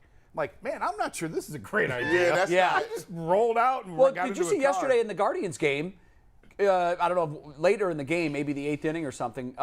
Darius Garland was there and did an interview with Andre. Yeah. And I'm thinking at the time, I'm like, these guys are all just Joe Six-Packs. And I wanted to ask you, is that just the luck of the draw, or is there some sort of method to Kobe's madness where, they're ridiculously talented, but they also seem to be almost all of them old souls. Yeah. Quiet guys, just the kind of guys you want to build if you're building a test tube no doubt. NBA superstar. Yeah, I think some of them got lucky on because obviously the talent has to win and the talent has to fit first. Right. But that plays, like if it's a bad guy, you now have to sit down and have a conversation. Do we want to take on this risk? And there is no risk with those guys, at least not to this point. They are all genuinely good guys. And even when they were terrible a couple years ago, that's what they kept saying was like, listen, these are really good guys. I'm like, okay, but they're not doing anything. Yeah, they're not winning. right. But even back then, it was this is a good locker room. These are good guys. There's no one causing problems. Like and even like Dion and Kyrie back in the day were not necessarily bad guys, but they just wanted to strangle each other. Yeah. It was like running a daycare, and that was not the case this time. Well, Porter Jr. was the headache. He was. And they made it a tough decision because they didn't have any talent. They moved on. And he was the most talented player that they had. Before Mobley got here, he was the guy But one of those in your locker room can spoil the whole soup. Well, and I actually had an NBA GM, I'll clean it up even though we're not supposed to swear. He said, you can have one S-head in the locker room and get by if you have the right leadership. You can't have two. Yeah, because they'll team up and then they overpower the and they can rot the whole thing from within. The one thing that this is what I feel like, and I thought this last night when I was watching the game. I feel like a kid at Christmas that got a racetrack, and I'm watching my dad put it together, and I'm like, Dad, hurry up! I got to try this out. I can't wait. I can't wait. That's how excited I am to get to see this Cavs team in action. Starts in like 3 weeks. I can't believe it. I can't, and I just can't wait to see how these parts gel. Because if they gel like we think they can, this is going to be a fun ride. Do you think Mobley, probably not this year, But do you think he will eventually be a top 10 player in the league? I don't care what your question is. Okay. The answer is yes. So if Mobley becomes a top 10 player, and this team is what it is right now, if it doesn't take, if you think it could happen this year or maybe one more year? I think one more year. I think probably one more year. Okay. They'll be a playoff team this year. And the only thing I would caution is you got to give this time right away. To gel, sure. Let these guys figure it out. Right. Darius and Donovan have to figure out how to play together. It did not go well with Darius and Colin. I think it'll go better. Yeah. With but it's Donovan. going to take time. Yeah, but sure. It's going to take time. What about Jae Crowder? Yeah, we heard that. I would not be opposed to Jae Crowder. I wouldn't either. He was so good, and then he came here and he was terrible. Yeah. That had to do with. But I was covering him every day when he was here, and a lot of it was he couldn't find a role. Right. Like his role, playing with LeBron is hard. Can be wonderful. It can also be very challenging for guys. Is he still good defensively? Jay? Yeah. Yeah, I mean, yeah. He was really good. I mean, they brought him here to guard Kevin Durant. Yeah. He was supposed to be he's the KD just guy. really kind of just the player they're missing. That's like the one That's piece. what I thought, too. When I first heard the name, I'm like, wait a minute. That could be the missing link. Yeah. I really liked Tristan Thompson when he was here because Tristan wasn't afraid of getting guys' faces, either opposing or your side, if guys were acting out. Jay is that guy. Jay is not afraid to get. Do you think this team needs one of those? Because I don't know who that guy would be right now. Yeah, I think it wouldn't hurt. It certainly could help. I don't know if they have one of those guys right now. Yeah, I don't know they do either. Yeah, I don't think he would cost a ton. He's only making $10 million. He's in last year of his deal, I think. Yeah, I think it's worth kicking the tires on. I don't know what the price is. They don't have a whole lot to trade. No, it'd have to be. Yeah, I don't know who they trade. No, it would. He clearly wants out, though. He tweeted. does. Oh, he's done. Yeah, he's. And what the heck happened where he wanted? He was done. I mean, is it just he's in Phoenix? They don't like. I think everybody wants out of Phoenix. Phoenix is a mess right now. I just thought. Never mind. I know why he wants to leave. Other than that, Mrs. Lincoln, how did you enjoy the play? I don't know that it's all Sarver related. I'm sure some of it is. Yeah. I think what is this? Who's Molly Morrison, by the way? Pull it back up. Well, if you saw his tweets about him being very upset at money out of Cleveland, this is kind of a joke. It's funny. But it is funny. Suns must have done something pretty bad to make Jae Crowder the man to trade, like threatening to cut him out of the rotation or asking him to use lowercase letters. That's funny. And then just so you guys get the joke, let's go back when I know it's not as funny. We have to explain it. But so we were. Did we lose Aditi? Yeah. So because I know she's got a meeting. Let me tell you how this all went down. I know the surprise phone call. All right. We scheduled Aditi 11:30, yeah. and then Steve scheduled on the Rison 11:30, and the Browns said we'll get you Takitaki at 11:30. Yeah, it's like all yesterday within like 20 minutes. So we were like, okay, let's gotta figure it out. Takitaki, we were gonna take no matter what. We had tech issues galore trying to get him on here. We figured that out. So next time we get a Browns player, we know how to get them on immediately. Andre Rison, we told him, hey, we'll try to get you on tomorrow. Well, he popped in on the same line Takitaki was on, so thank goodness Takitaki dropped out, or Andre Rison would have just popped in while we were talking to Takitaki. Oh, nice. On the exact same line. That would have been amazing. Aditi texted me and goes, hey, my call with CBS got pushed up. Could I move back? Yeah. And I was like, oh, perfect. And then on the same line she was going to call in, Andre Rison called in. Unexpected, so it just worked out. So we're not going to have Aditi. We'll get to the Guardians, and then we'll do some reminiscing. Real quick, Guardians. We're doing it the first pitch tonight, by the way. Yes. So make sure you come out, support us, supporting the Guardians, and you should support the Guardians as well. Yes. Yeah. So 28th win in their final at bat last night. Yeah. And they are playing to win. They used Klose and Karinchak back-to-back nights. And I'm glad to see it. But Cole and I said I'd rather him shut him down for this series. Just give them a few days. They're not off. pitching today. You can't pitch either of them. No, they're definitely not pitching today, and I don't I'd think either one of them would. I'd give them the whole race series off. But just shut them down give them 5 days off. This is what I love about it. I know we talked yesterday. The last thing you want to do is go into the playoffs 1-7. Right. You can't just white flag these last 7 games now. Yeah. The game was close. Terry said I'd much rather win it than lose it, and he went for it. They get a walk-off hit in the 10th inning. Ahmad Rosario comes in as a pinch hitter, sees one pitch, puts it into right field, game over. Because the Rays' philosophy in extra innings is they like to intentionally walk the first guy to set up the double play. And the next thing you know, they get an out, the bases are loaded, and Rosario comes in and walks it off. What shocked me was, and I guess I just hadn't been tracking it, I knew they had a ton of wins in their last at-bat. Yeah. But I never in a million years thought that they would break the record that the 95 Indians set. They have now won in their last at-bat 28 times. Yeah, it's amazing. And that tells you everything you need to know about what this team is. They never quit. Yeah, I mean, it's a scrappy team. They play hard. You know, it's funny. I was listening to MLB Radio on the way in. I love their midday show there with Mike Ferrin. Very good. Mike yep, Ferrin's I listened great. to it. I and listened Jim to it when I'm in the car at that time. Yeah, and they were talking about the Blue Jays and how their manager had to admonish Vladimir Guerrero Jr. for not hustling. Right. And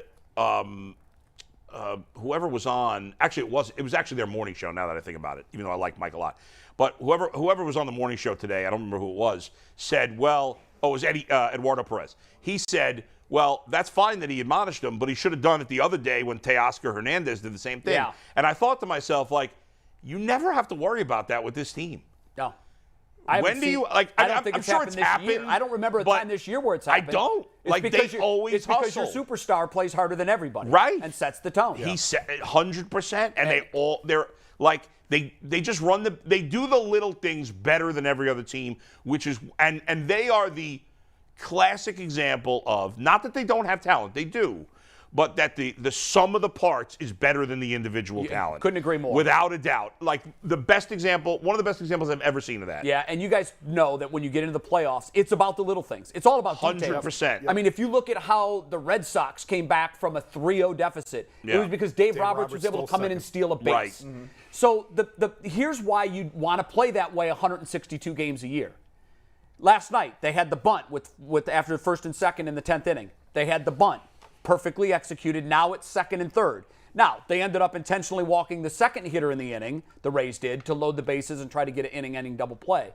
But because this team does the little things, first to third, steals bases, hustles, bunts, now when you have to call on that in the playoffs, you don't have to flip through your Rolodex to find that. Yes. Like most of these teams that don't run 162 games a year. Right. For the Guardians, they're going to be in the playoffs, and they're going to be like, nothing's changed. We got to play exactly the way we've scrapped out wins all year. Their strengths are the things that don't get talked about as much.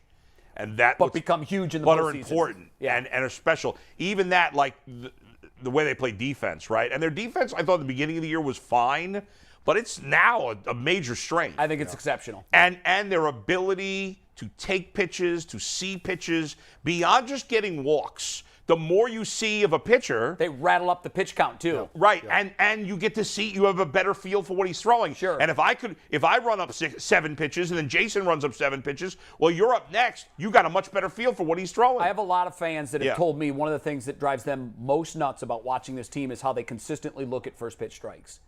And I don't have the stats in front of me. I don't know if they do it more than any other team in baseball, but I do know that they take a lot of first pitch strikes. And just as someone who kind of employs that hitting philosophy myself, and I have my whole life, to your point, the more pitches you see from a pitcher, I love to be able to see a fastball and an off-speed pitch before I ever move the bat. Right. If I have that luxury, I feel like I know the difference. I'm not going to be fooled, and I think that's the way the Guardians hitters are. They're playing chess where I think a lot of other teams are playing checkers. They're not waiting for the home run. Every other team's waiting to hit the home run. Right. They're not manufacturing. They're not hustling. McKenzie, again, unbelievable. Excellent. 6 innings, 1 earned run, 6 Ks. He looks playoff ready right now. I think you've got at least 2 pitchers that are reliable playoff pitchers. Yep. Ray's only a half game up. Glass now, he's going to be a factor in the playoffs after he's missed for a while. And he looked good. Yeah. He looked good. He threw 3 innings or 4. I mean, with him, it's always about staying healthy. He's got such great talent. Yeah, but they're breathing a huge sigh of relief that he's back. But Jay's throwing out the first pitch tonight. G and I will be with him on the field. Yeah, but Jay's we're all going to throw throwing the pitch. it out. I'll hold the baseball, but this is a team effort. It's a team thing, but it's going to be fun. Yeah. And I'm actually going to the team shop before the game. I want to pick up a new sweatshirt or whatever. Nice, very good. So there you go. Don't get none whack. Don't get none. You want to go with me? I'll go with you. Don't get none whack. Well, I don't have that many choices. You guys are going to be with me on the field at 4:15 for our Channel 3. Right. All right, very good. Yeah, we're looking forward to it. Yeah, I am too. Any chance we get to off-channel promote, I think it's good and helpful. All right, so we're going to end today's show, really the last 30 minutes here. We're going to look back at our first 100 episodes. We've had some memorable moments. We've screamed at each other. We had one earlier today. We've laughed at each other. I still don't know what happened earlier, by the way. I know you don't, and I'm glad you don't. What I'm glad, right? I can't wait to be told off screen or to watch it back later tonight. I have no idea what happened. I'm sure the chat knows what was. It was a third grade moment at its finest, but it was one of those where I was done. I couldn't stop laughing. My teacher said he's in. My elementary school teacher. So on a slow day, I said Mikey will reach out to you. Is he? So he's got his afternoons free. His morning He's free. retired. Okay, he so substitutes. We'll get him on the Monday of the bye week. Yeah, that's a good idea. Perfect. Let's lock that in. Yeah. Because I got a lot of questions for Bulls That's Elementary. the first weekend in November, I think. Okay, good. Yes. That's going to be. So Jay, here's how we're going to do it. Let me explain to the people. The production team put together our ultimate 5, our favorite 5 moments of the show. We're going to go down 5 through 1, and then we're going to put together the other 20 in a little montage. It's about 4.5 minutes long. We'll play it. We'll laugh. We'll remember. We'll reminisce. Very good. We're going to have a great time. Okay. This is Just beautiful. for the people out there, bull puking was all of our favorites. For legal reasons, we cannot replay that video. Stupid. That's legal, so stupid. really? Well, legal. I don't know if it's legal, but it's upstairs reasons, and anything above this floor that is on there is legal in my mind. For absurd suit reasons, we can't show it. Yeah, Sure, it's a for shame. suit 'cause- reasons, we are unable to replay that Especially video. because you're okay with it. I'm totally okay with it. It was you're the funny. person It's a badge of honor to this It's guy. hilarious. The way he He signed couldn't the wait to run waiver. out and tell people. Hey, I it was puked on camera. Guys, I'm going to need a break. I cared so much about doing the show that I came in knowing that I shouldn't have come in. I know, and that's one reason why. And that was we love you the funny. way It was we a do. funny moment. Had I died, it wouldn't have been funny, but I No. didn't. So, So it's Listen, fine. there was a moment where I wasn't sure you weren't going to. With that in mind, Yes. it is not included, but it Okay. is not forgotten either. Okay, good. No, we know That'll it's out never there, be forgotten. and it's still on our YouTube page. If you want to go back, September 12th at the 101-hour mark, it's there. You can watch it. If An you haven't hour, seen it, an watch hour it. and a An minute. hour and 1 in minute. to- Bull what's pukes the when day? mentioned What's the it. day? September 12th. September 12th. It's the day after the first game. Day after the first game. So with that in mind, Yeah. here's our top 5. Number Okay. 5, Joe Thomas breaking down Parmesan cheese.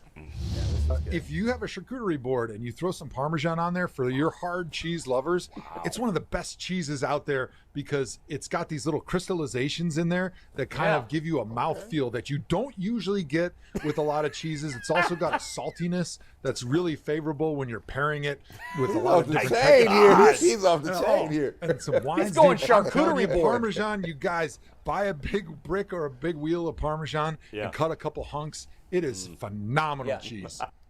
I mean, he was more excited about the cheese than he is about football. I know it was. Typical Wisconsin guy. Where are you going to get that kind of cheese analysis anywhere else? I mean, listen, Yeah. I bet That's you- not happening. I bet you his They're not cheese- doing that in the Athletic. I mean, His cheese is mad expensive too. Yeah, it is. What they should do is the Food Network should hire this guy just to do they to do a should. show on cheese, even if it's a one-off. Probably not enough there to do a series. But have Joe travel the country for people that make their own cheese and stuff. yeah.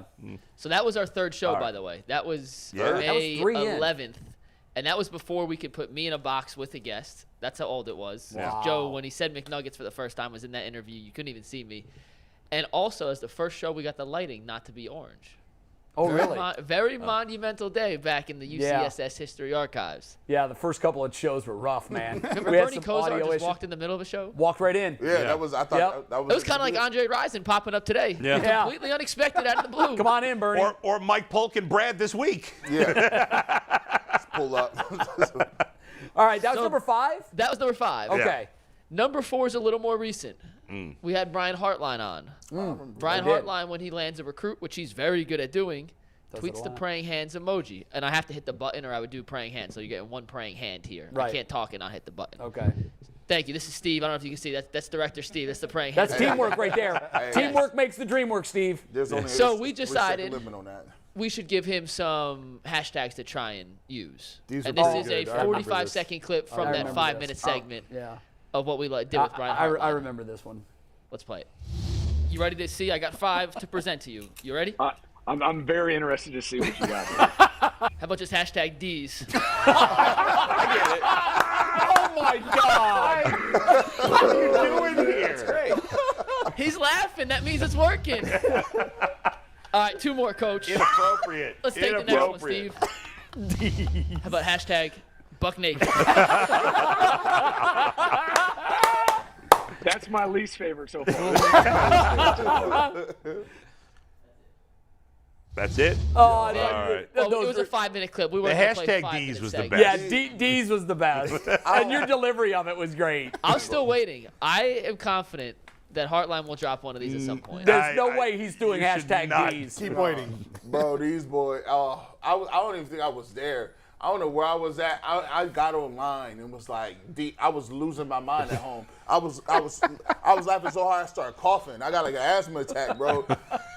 It's crazy. That was good. A little backstory on that too. Yeah. So I covered A&M for a while before I came here, and I posted that clip on Twitter, and I had everyone that worked at A&M saying, how in the world are you allowed to ask these questions to somebody? If we asked anything like that at a media day, you'd be banned for life. And I said, my God. Welcome They're to YouTube. lame. You know what? I will say, though, McNuggets, your strength is asking disarming questions because you're the boy next door. Yeah. You do it with the perfect, delivery. It's nobody could ever look at it as being mean-spirited or ill-intended. You're just a likable guy. Yeah. You know? Well, sometimes it's like you want to hug him and punch him at the same time. Yeah, but that's a hard mix. It's a hard mix to find. Do you remember the first time I asked Quell, are all linebackers just running backs? Yes, I do. And he said, I'm going to kick your ass? Yeah, I remember that. And now we're boys, so. Yeah, that's right. Because there's a measure of respect. I guarantee you that Brian Hartline, that interview was memorable to Brian for that reason. Yes, no doubt. He told people about that interview, I promise you. Well, you have his number. You can text him and ask. I will ask him. Tell him he made our best hits. Are you guys ready for number 3? Number 3. I had nothing to do with number 3. This is a Mike Polk invention. Remember the first game we played with Mike Polk? Well, yes. It was the Browns quarterback or auto mechanic. Oh, that was dope. Yeah. It was. And there's a particular clip from that stood out. Let's play it. The whole thing stood out. Here's our next player here. Here we go. Is that a former Browns starting quarterback or is that a mechanic? That's a quarterback. Is that Connor Cook? Let's take a look. That's a mechanic. I love that he was like, I think that's Connor Cook. All right. The DD looks so tight there. G-Bush, what do you think? Is that a former Browns quarterback or is that a stock photo? G-Bush, do you remember? Man, I'm trying to think about That's a mechanic. Mechanics. No, you said quarterback. He got a lineup in the area. It's a mechanic. Yeah. See, that's the tip. He's a quarterback. Let's see if he's a quarterback. He's a That was a fun game. It really was fun. Awesome. We did it with Tim Couch, too. I know we did. And Tim missed some of the guys that he played with. Still do not know that many black mechanics with lineups and earrings. I don't know them like that, bro. I could guess a couple dudes that work on the side on some cars, but they're not It's not their day job. Not official. They're not officially at Midas doing engine checks. That's not it. By the way, speaking of Polk games, he is coming in tomorrow with a new game segment. Ooh. Oh, good. It's going to be G&J versus Brad and Bull for this. I'm not going to give anything else away, but his teams. What up, dog? And it's Wow. Y'all lost. Yeah. Yes. Well, it depends what the contest is. Well, you have Brad, so y'all lost. Contest. She took a kicker in the 5th round of fantasy. He's Y'all lost. doing one, though. I know he is. And you're 1 and 2. I'm 1 and 2. All right. Number 2 brings us back to the very early days of the show. Yeah. Remember when someone called G live on air? Oh, my God. This is a minute of this conversation. And if you don't know, it's a telemarketer, and I'm not saying anything else. G. Bush, take it away. Completely unplanned. When was the last time you had your credit ran? Ooh, I was at Walmart the other day. You know how they be trying to sign you up for them credit cards? They just I couldn't. I told them I said I already got too many credit cards. But I wanted the free T-shirt though. They was giving out these T-shirts. It was nice though. I would have took it too. So with the actual application itself, yeah, they are going to ask for your social, and that is in order to run your credit. Okay. See what your credit asks. They need you over at Oh my God. Oh well, see, mine. You know the way my checking and savings is set up, I got a fluctuating credit score, so it go up sometime and then come back down. It'd be it was like 625 at one time, but then something happened overnight. I wanted a big screen. I think the Renter Center people put a hold on my credit or something. It was crazy. It's funny the second time through. One of the crazy things about that was, God. so you missed his phone randomly rings during the show, Right. and he says, "I'm not getting that. That's a bill collector." Yeah. And I said, "No, get it, get it." And put it on speaker. That was really funny. And so you had this guy going for about 5 minutes. But my favorite part of that call was when another time they asked you for your credit score and you said, "Can I put mine and my wife's together, my girlfriend's together?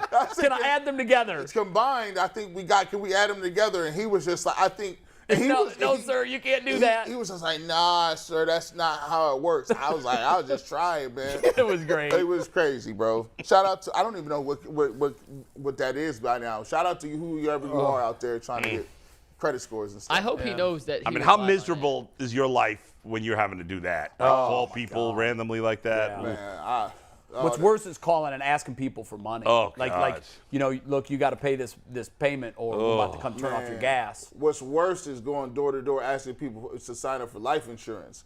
Do people still do that? Man, Go door to door? God, good gracious. You get shot going door to door. Like look, now I'm talking about, let me just have you sign up for like $200 a month. And you ain't gonna get no benefit. You're gonna die anyway, right? That's the hardest sell anyway. They used to sell vacuum cleaners door to door. Kirby Sweeper. No, you didn't. You sold vacuum cleaners? Kirby vacuum cleaners. Listen, bro, I bought one. Did you really? I bought one, and listen, I bought it like 25 years ago, and we still have it. Still works. That thing's the Mercedes-Benz of vacuum. Encyclopedias they used to sell door to door. I want to say they were like $2,000 when I was selling them. Yeah, that's about what they were, is $2,500. Yeah. They put them little pads right up here and see you suck the dirt, and they be like, let me show you what your house that's what got me, bro. That's what got me. I'm like, that's not in my cart, because they tell you, vacuum your carpet before we come. So I told my wife, I didn't want to spend that money for a vacuum, but my wife's like, we might need it. So I vacuumed that carpet 800 times. I mean, I said, there's nothing in here. There's nothing in here. We don't need a vacuum cleaner. This guy comes in, puts that little cloth in there, vacuums for like 10 seconds, opens it up. There's like mice in there. It's like, I'm like, we would spell dirty with the pads. That was is that what you would do? We would do so many pads, like little circular pads. We would spell dirty. Then we'd go up to the mattress and we would do the mattress. That's the closer. That's the closer. I'm not sleeping on that. Now you get paid to lay on your ass half the month. You definitely upgraded your job. How many did you sell? To my family, a lot.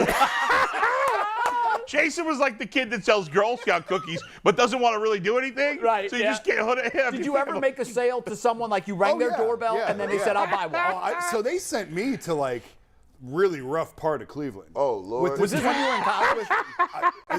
So I took a year off between high school and college. Okay. This is in that year. So you're 19. I'm 19. And this is why I got my first cell phone, because my parents were like, listen, you got to have a phone. So I'm in like some pretty rough parts with a $2,500 vacuum cleaner. Yeah, they're not, And you got to like Bro, my car's not worth that. And you got to like pre-authorize these people. It's like try and check their credit. You got a job. You just make it small talk. And I'm talking to this guy. I'm like, hey, so how long you lived here? He's like, 6 weeks. I said, where'd you live before here? Jail. So I'm guessing he didn't buy one. He leaves and goes to work. No, they didn't. These people didn't buy one. He leaves and goes to work, and his girlfriend's there. And so I'm like, I got to do this demonstration. And she's like hitting on me the whole time. Like the whole time. Oh, my God. You single, and the bedroom's back there. And I was like, oh, I'm 19. Wow. She was like, most 19-year-olds, like, fantasize about that. I was terrified. I was terrified. It was. You want this vacuum or not? He gonna come home and get shot. She was trying to get the discount for the vacuum. Speaking of vacuums, we could have used the vacuum for the #1 moment. It needs no introduction. Steve, just play the video. All right.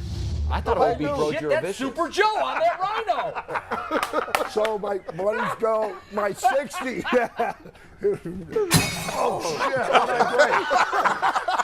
Hey, listen, Joe, listen, don't worry about it. Studio spot.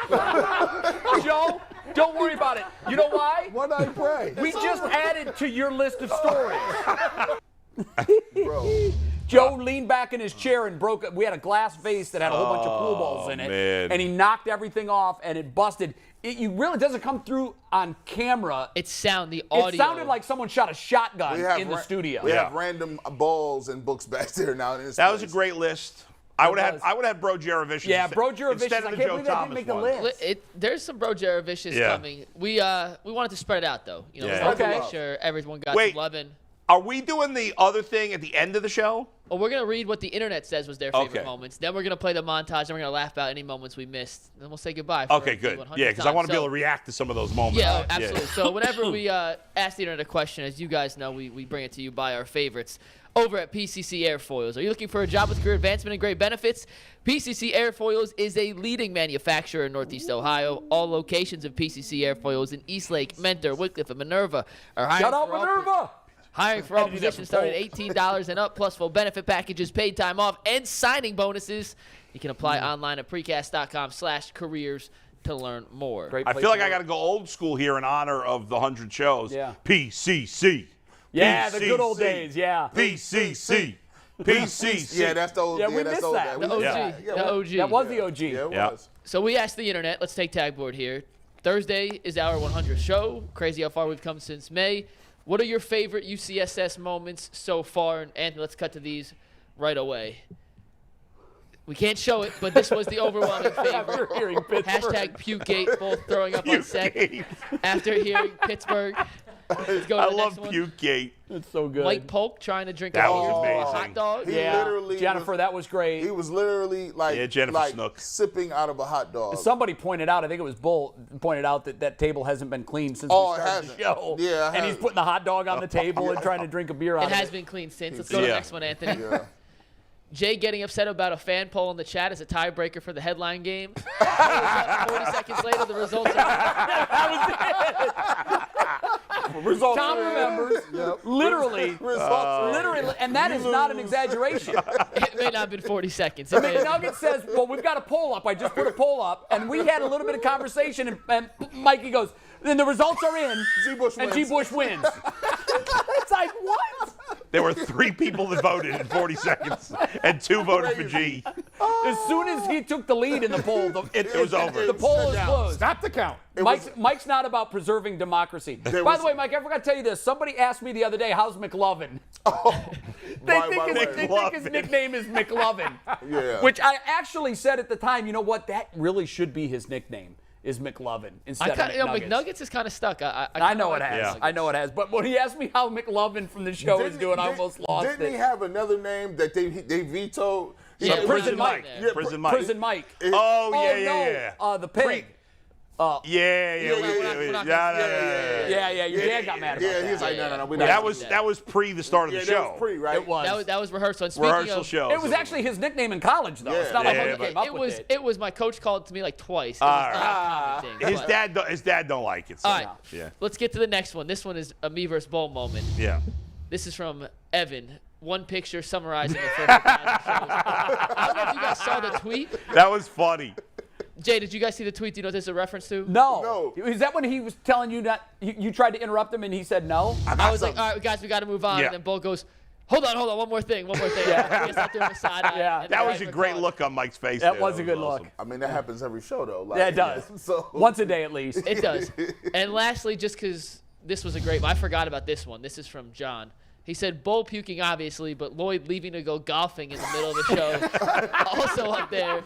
So thank you, guys. I had forgotten a lot of these. I remember that, John. I had permission from everyone before the show. They're like, yeah, just get up and How go. did you golf, by the way? Terrible. I'm a terrible golfer. I did think that was funny. Like, that's the kind of show we have. We're just so informal. It's like, yo, I got to golf, I got to tee time, and I got to go. And I got to go. Yeah, Speaking of, we've had guys leave the set in the middle of the show to go relieve themselves. Yeah, I peed just last week. 2 weeks ago.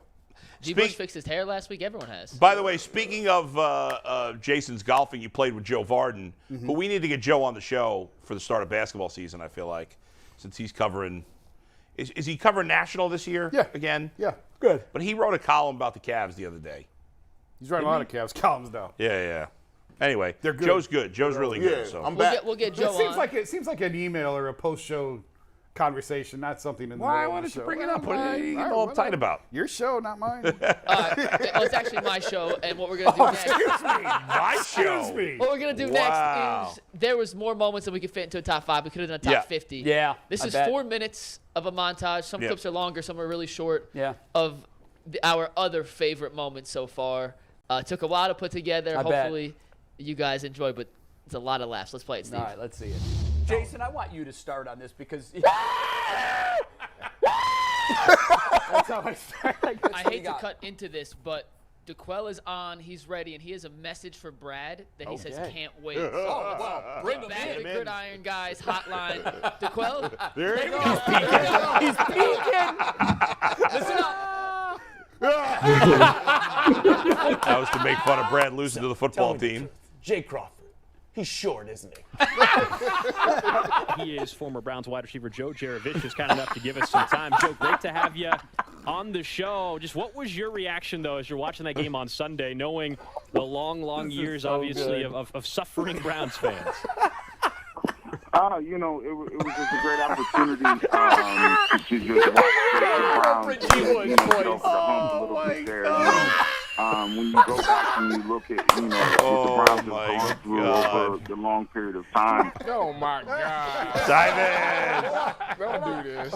Don't do this. Watch the golf club. Up. There it goes. The swing. It wasn't his club. Money. I don't care if it costs draft picks. I don't care if it costs me my throat not being able to talk for the rest of the freaking day. Stop being babies. Stop being losers. Most of you are not. 80% of you are cool. That is absolutely Warren's. Dip is so gross. Yeah, and the eyes. You got to make the surprise eyes. Yeah.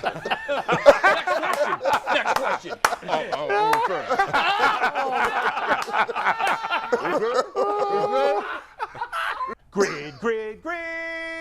Gridiron, guys. Leroy. Please don't shake like that again. We got a lot of McDonald's here in Columbus. So what an unbelievable opportunity to do an NIL deal right here in Columbus. Probably more McDonald's in Columbus than most of the other places you're being recruited. Straight out there, home run. How about that? I'm calling anybody that's listening. All right, good. I guarantee home run. That's where I'm at with it. Damn. Didn't he strike out? You should have shown the strikeout. Look, can we drive him in the cart? Why is Deshaun Watson full uniform walking across the street in Berea as cars are about to hit him? I'm a huge space documentary buff. So much so, I have a tattoo of Saturn. Is that Bro Jaravicious or Joe Jaravicious? That's absolutely Joe. That's absolutely Joe. I'm gonna say bro. I'm gonna say bro too. Survey says it's got to be Joe. It is. Yes, sir. Yo, McNuggets. I'm just happy to be your wingman. This is Joe Thomas, former Cleveland Brown. Me and my brother, we almost got the same beard. Is that Jesse Smollett? Jesse Smollett. Faking them attacks. That was his new one. Here comes the snap. The kick is up. I can't see it. I think it's good. It's good. He made the kick. Ken York, baby. Baker, you suck, Baker. Ken York made the kick. What is that for? Hey, congrats to Jay. He finally got something right. Thank you guys for embracing me. Thank you for the Cleveland community. And you know what? This show is going to be one that it sticks around for a very long time, and I appreciate the love. You're here, buddy. A lot of time. Cheers. You can't do this on the radio. Ooh, that's good. Oh, my God. That was great. Hey, man. Hey, well done. McNuggets. Nice job, guys. I know you guys worked your tail off on that. You can't even begin to understand how long it takes to put something like that together, because you got to sift through so much tape before you get the clips that you want. Well done. Well, excellent. Your work was by you guys. worth it. Excellent work. Thanks for the hard work. A lot of laughs. And by the way, we can just clip that, and that's pretty much a promo for why people should watch the show, because we don't take ourselves too seriously. Definitely we laugh at each other. Yes. We laugh at ourselves. Yes. And laughter is the key to life, man. It is the key to life. Man, So my one takeaway, real quick, to let you guys finish, was going through looking for these best of. There's so many like Jay versus Bull Baker arguments. There's not like a moment that stands out in any of those. Right. It's just labeled Jay versus Bull Baker, and I'm like, there's 87 clips of this. Like, I'm not finding a point. But I labeled all the stuff that we laughed at, like, very specifically, so it was a lot easier to go through. Right. And it turns out, I don't know if we're funny or we're stupid, but we Both. make each other laugh, and that is what I think makes good TV. Yeah, absolutely. We've got 3 minutes. Bull, some thoughts on the first 100 episodes. Well, listen, I'm very proud to be part of this. It's so funny, when I left my job on the radio station, I think there's some people that thought that I knew that this was going on. I didn't. I can vouch for that. Yeah, I had no clue. I can too. Yeah. I was to be honest, I've said it before, I was thinking about moving out of the area, not because I don't love Cleveland, I do. I just was like, I want to start somewhere warm. I'm sick of the winter. And my last day on the radio station, I got a call from Steve Becker talking to me about this. We talked for a few minutes. I said, listen, today's my last show. Let's talk on Monday. And when he told me the whole thing, and I talked to G and I talked to you eventually, I was like, this sounds like the most fun thing I've ever done in my life. Let's do it. And I couldn't be happier. I am having a ball every day. I have so much fun coming to work, working with you guys and the other guys that are in here too. And the fans are awesome. And I want to do this the rest of my life. I don't really want to do anything else because I am having so much fun. Jay? Obviously, I wasn't here for number one. I came in, I don't know, probably 20, maybe not even that many. I don't know. I absolutely love doing this. It's not my full-time job, but I'm so invested in this. I'm scrolling the internet in the morning looking for final takes, and here, Mikey, can we do this or do that? And I'm preparing for this like it's my full-time job. I love being with you guys. I didn't know you guys really at all. I knew Bull pretty well. Yeah. I never even met Jay until we started doing this Yeah. show. And he's just a phenomenal guy to work with every day. I've really enjoyed getting to know Garrett. I listened to his show a little bit on the weekends. We had you on once or twice as a guest when I was filming in the mornings. That was it. That's all I do.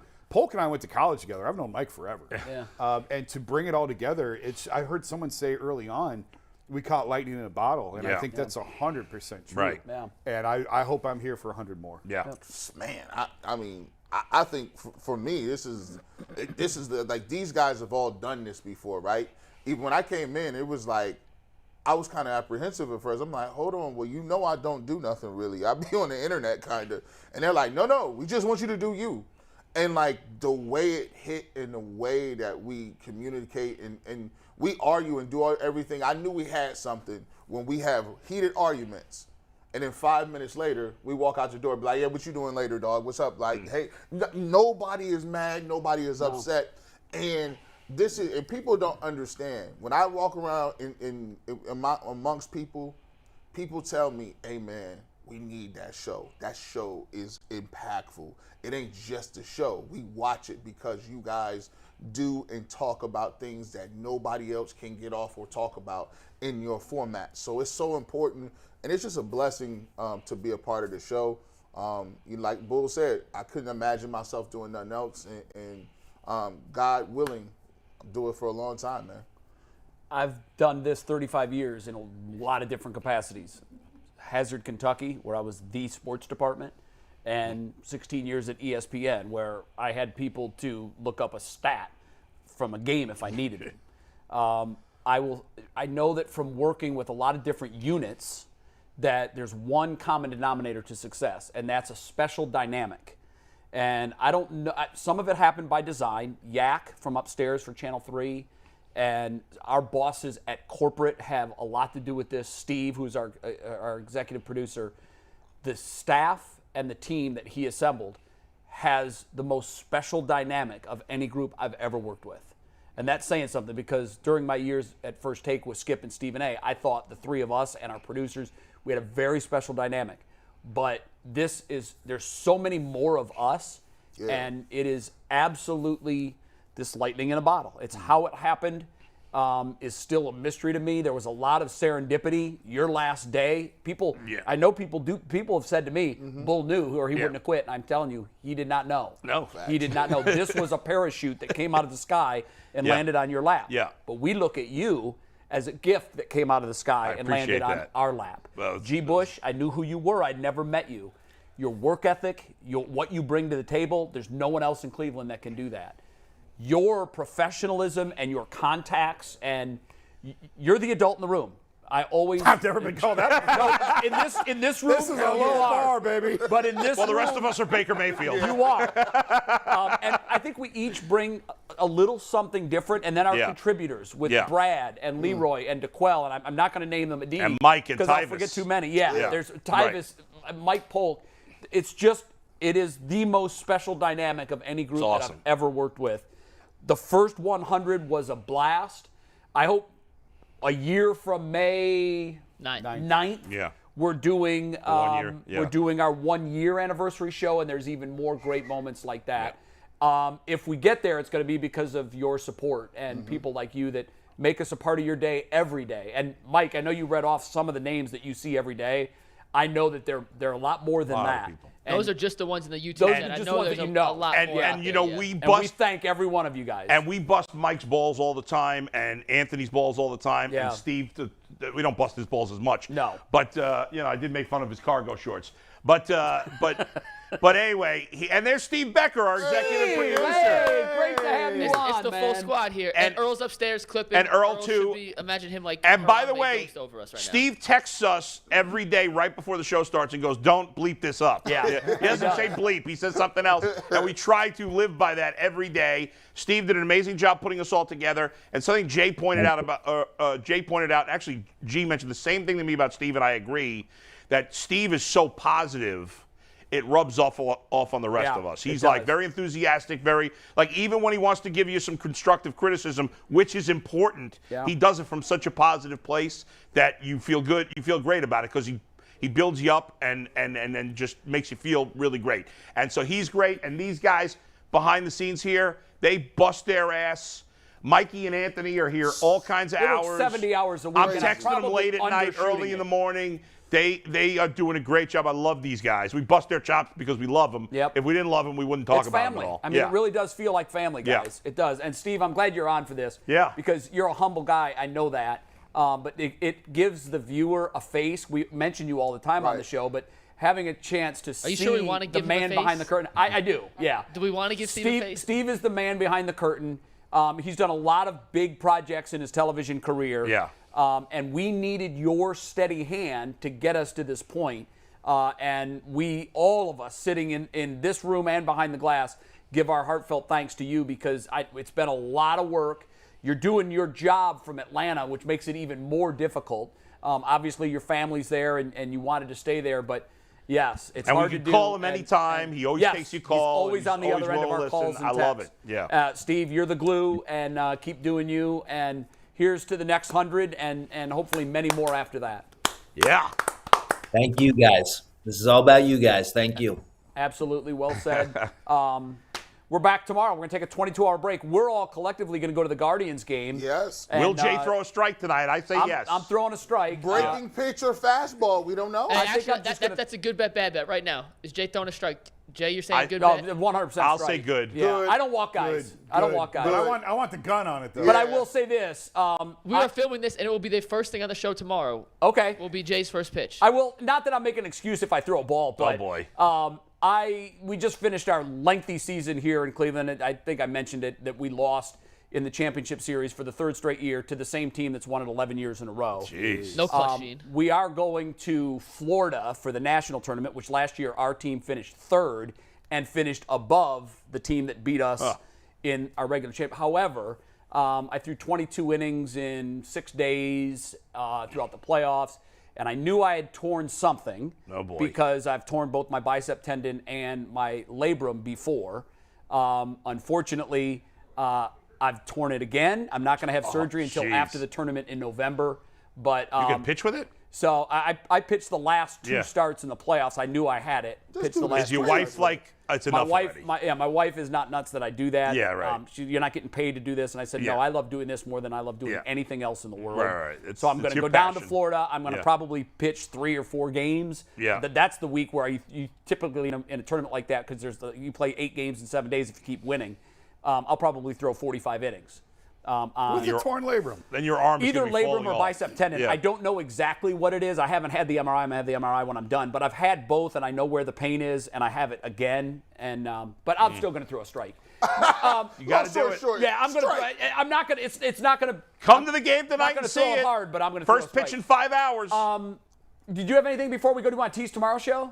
We got the Quell. We got a game show with Mike Polk. We got Tyvis. Andre Rison was supposed to be tomorrow, but now he's today. So no more Andre Rison. Okay. Headlines and an interview with Kobe Altman. So we're going to do 6 seconds with Kobe, or it's really 3.5 minutes with Kobe Altman. We're going to break down the Cavs' future and everything with Brad. Should be a great show. 101 will be better than number 2 was. Yeah, I'm going to teach people how to throw up properly tomorrow. Throw up tutorial by Bull. All right, 22-hour break. If you're going to the Guardians game, we'll see you there. Otherwise, we'll see you tomorrow right here on the Ultimate Cleveland Sports Show. Thanks for the first 100. Go eat a pie, Bull.